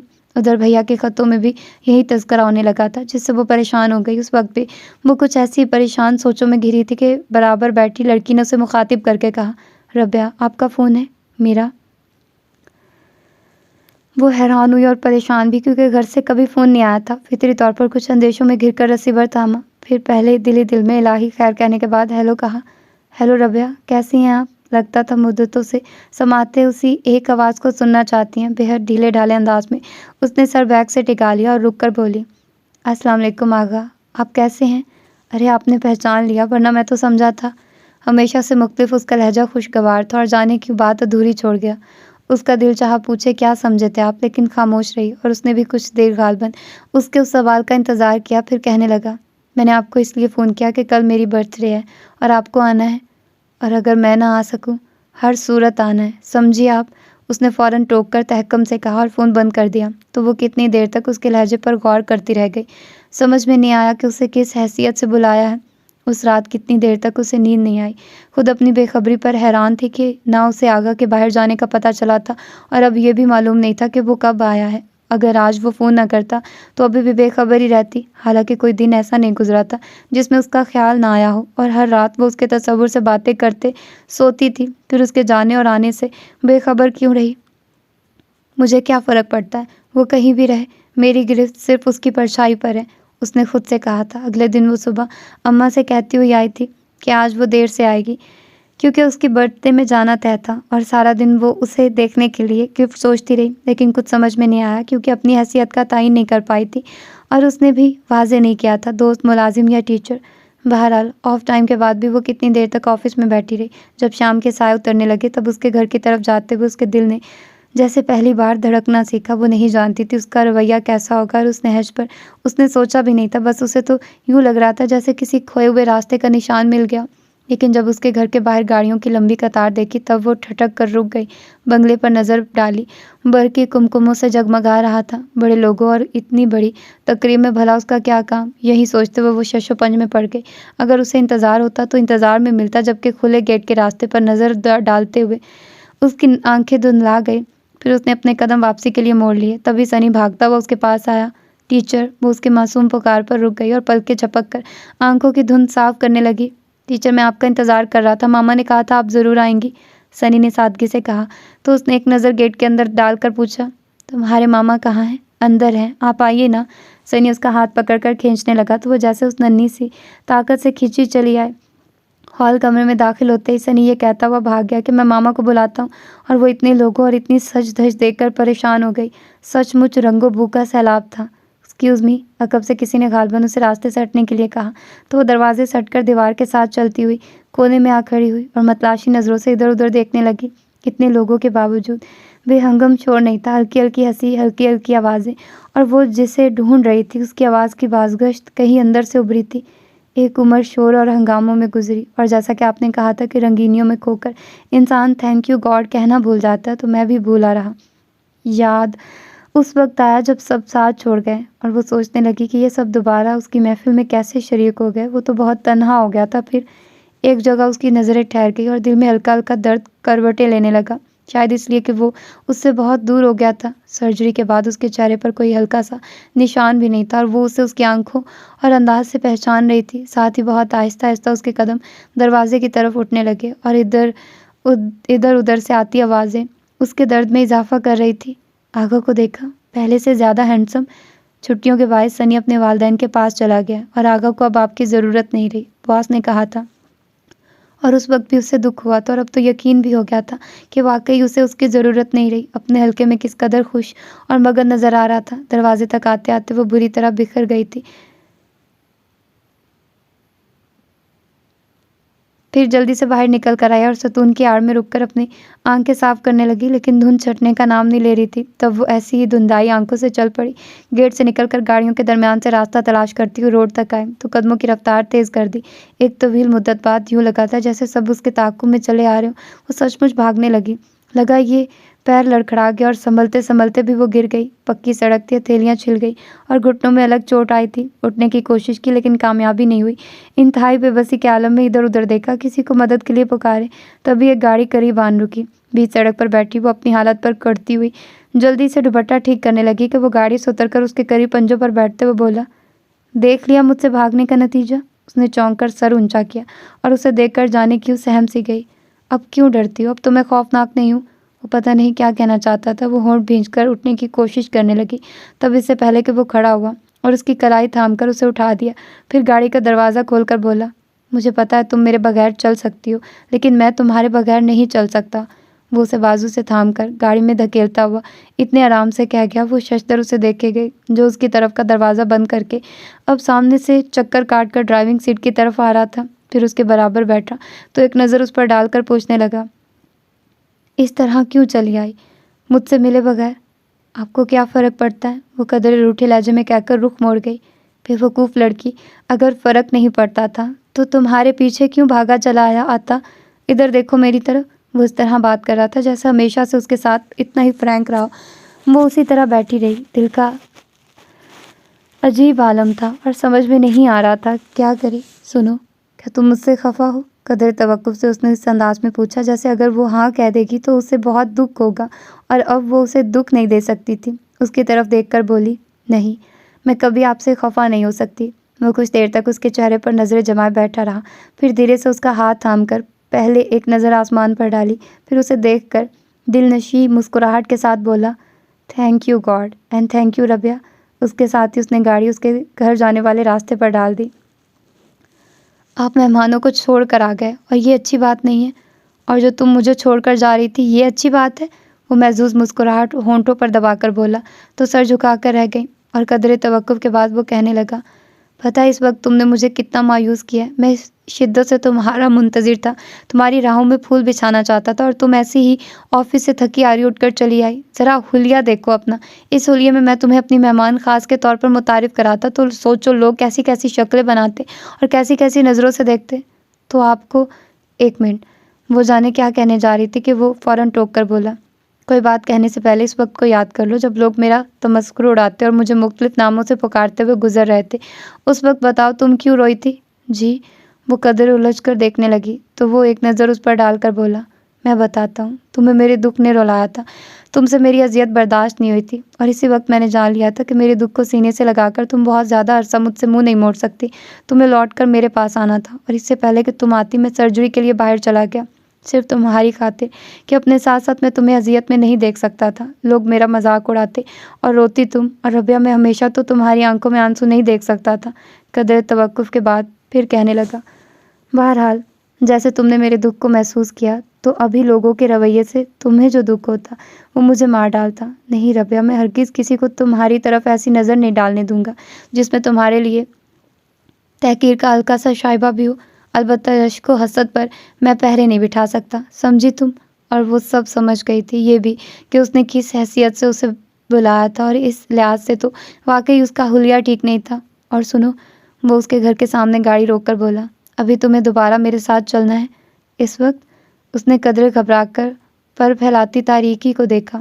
ہاں، کیونکہ میں سب کو بہت تجسس اور انتظار میں چھوڑ آیا ہوں۔ جاؤ جلدی سے چینج کر کے اور فریش ہو کر آؤ۔ نہیں اماں، اجازت نہیں دیں گی، چلو ان سے میں بات کرتا ہوں۔ وہ بڑے آرام سے کہتے ہوئے اترنے لگا تو وہ کچھ سہم کر بے اختیار اس کا بازو تھام گئی۔ نہیں آغا، میں نے ابھی گھر میں آپ کا ذکر نہیں کیا۔ کوئی بات نہیں، میں اپنا تعارف خود کروا دوں گا۔ وہ اس کی سہمی ہوئی آنکھوں میں دیکھ کر دلکشی سے مسکرایا، پھر اپنا بازو چھڑا کر نیچے اتر گیا اور اس کے اترنے کا انتظار کیے بغیر دروازے کی طرف بڑھا، پھر ہلکی سی دستک کے بعد اندر داخل ہو گیا، بالکل اسی طرح جیسے اس کے دل میں داخل ہوا تھا اور جس طرح وہ اسے دل سے نہیں نکال سکی۔ اس کے اعتماد و یقین پر وہ ذرا سا مسکرائی، پھر اس کے پیچھے آتے ہوئے احساس تشکر میں گھر کو گھر کر زیر لب بڑبڑائی تھی، تھینک یو گاڈ۔ واو، بہت اچھا ناول تھا، ڈفرینٹ تھا، تھوڑا یونیک بھی تھا، اچھا لگا۔ یقیناً آپ لوگوں کو بھی پسند آیا ہوگا۔ اس کے علاوہ دوسرے چینلز پر بھی میں ناول سٹارٹ کروں گی۔ امر ویل ناول کو بھی کنٹینیو کرتے ہیں، رد ناول کو بھی میں دیکھتی ہوں اس کی کتنی ایپیسوڈز مزید آ چکی ہیں، اور کافی میرے خیال دن ہو گئے ہیں، کافی ایپیسوڈز تو آ جانی چاہیے۔ اور اس کے علاوہ نیا ناول بھی سٹارٹ کرتے ہیں ادھر بکس فار ایور چینل پر۔ تو ٹھیک ہے، آپ لوگ بتائیے کیسا لگا آپ لوگوں کو یہ ناول، اپنا فیڈ بیک دیجیے اور اپنا ڈھیر سارا خیال رکھیے۔ ملتے ہیں انشاءاللہ کسی اور اچھے سے ناول کے ساتھ۔ اللہ حافظ۔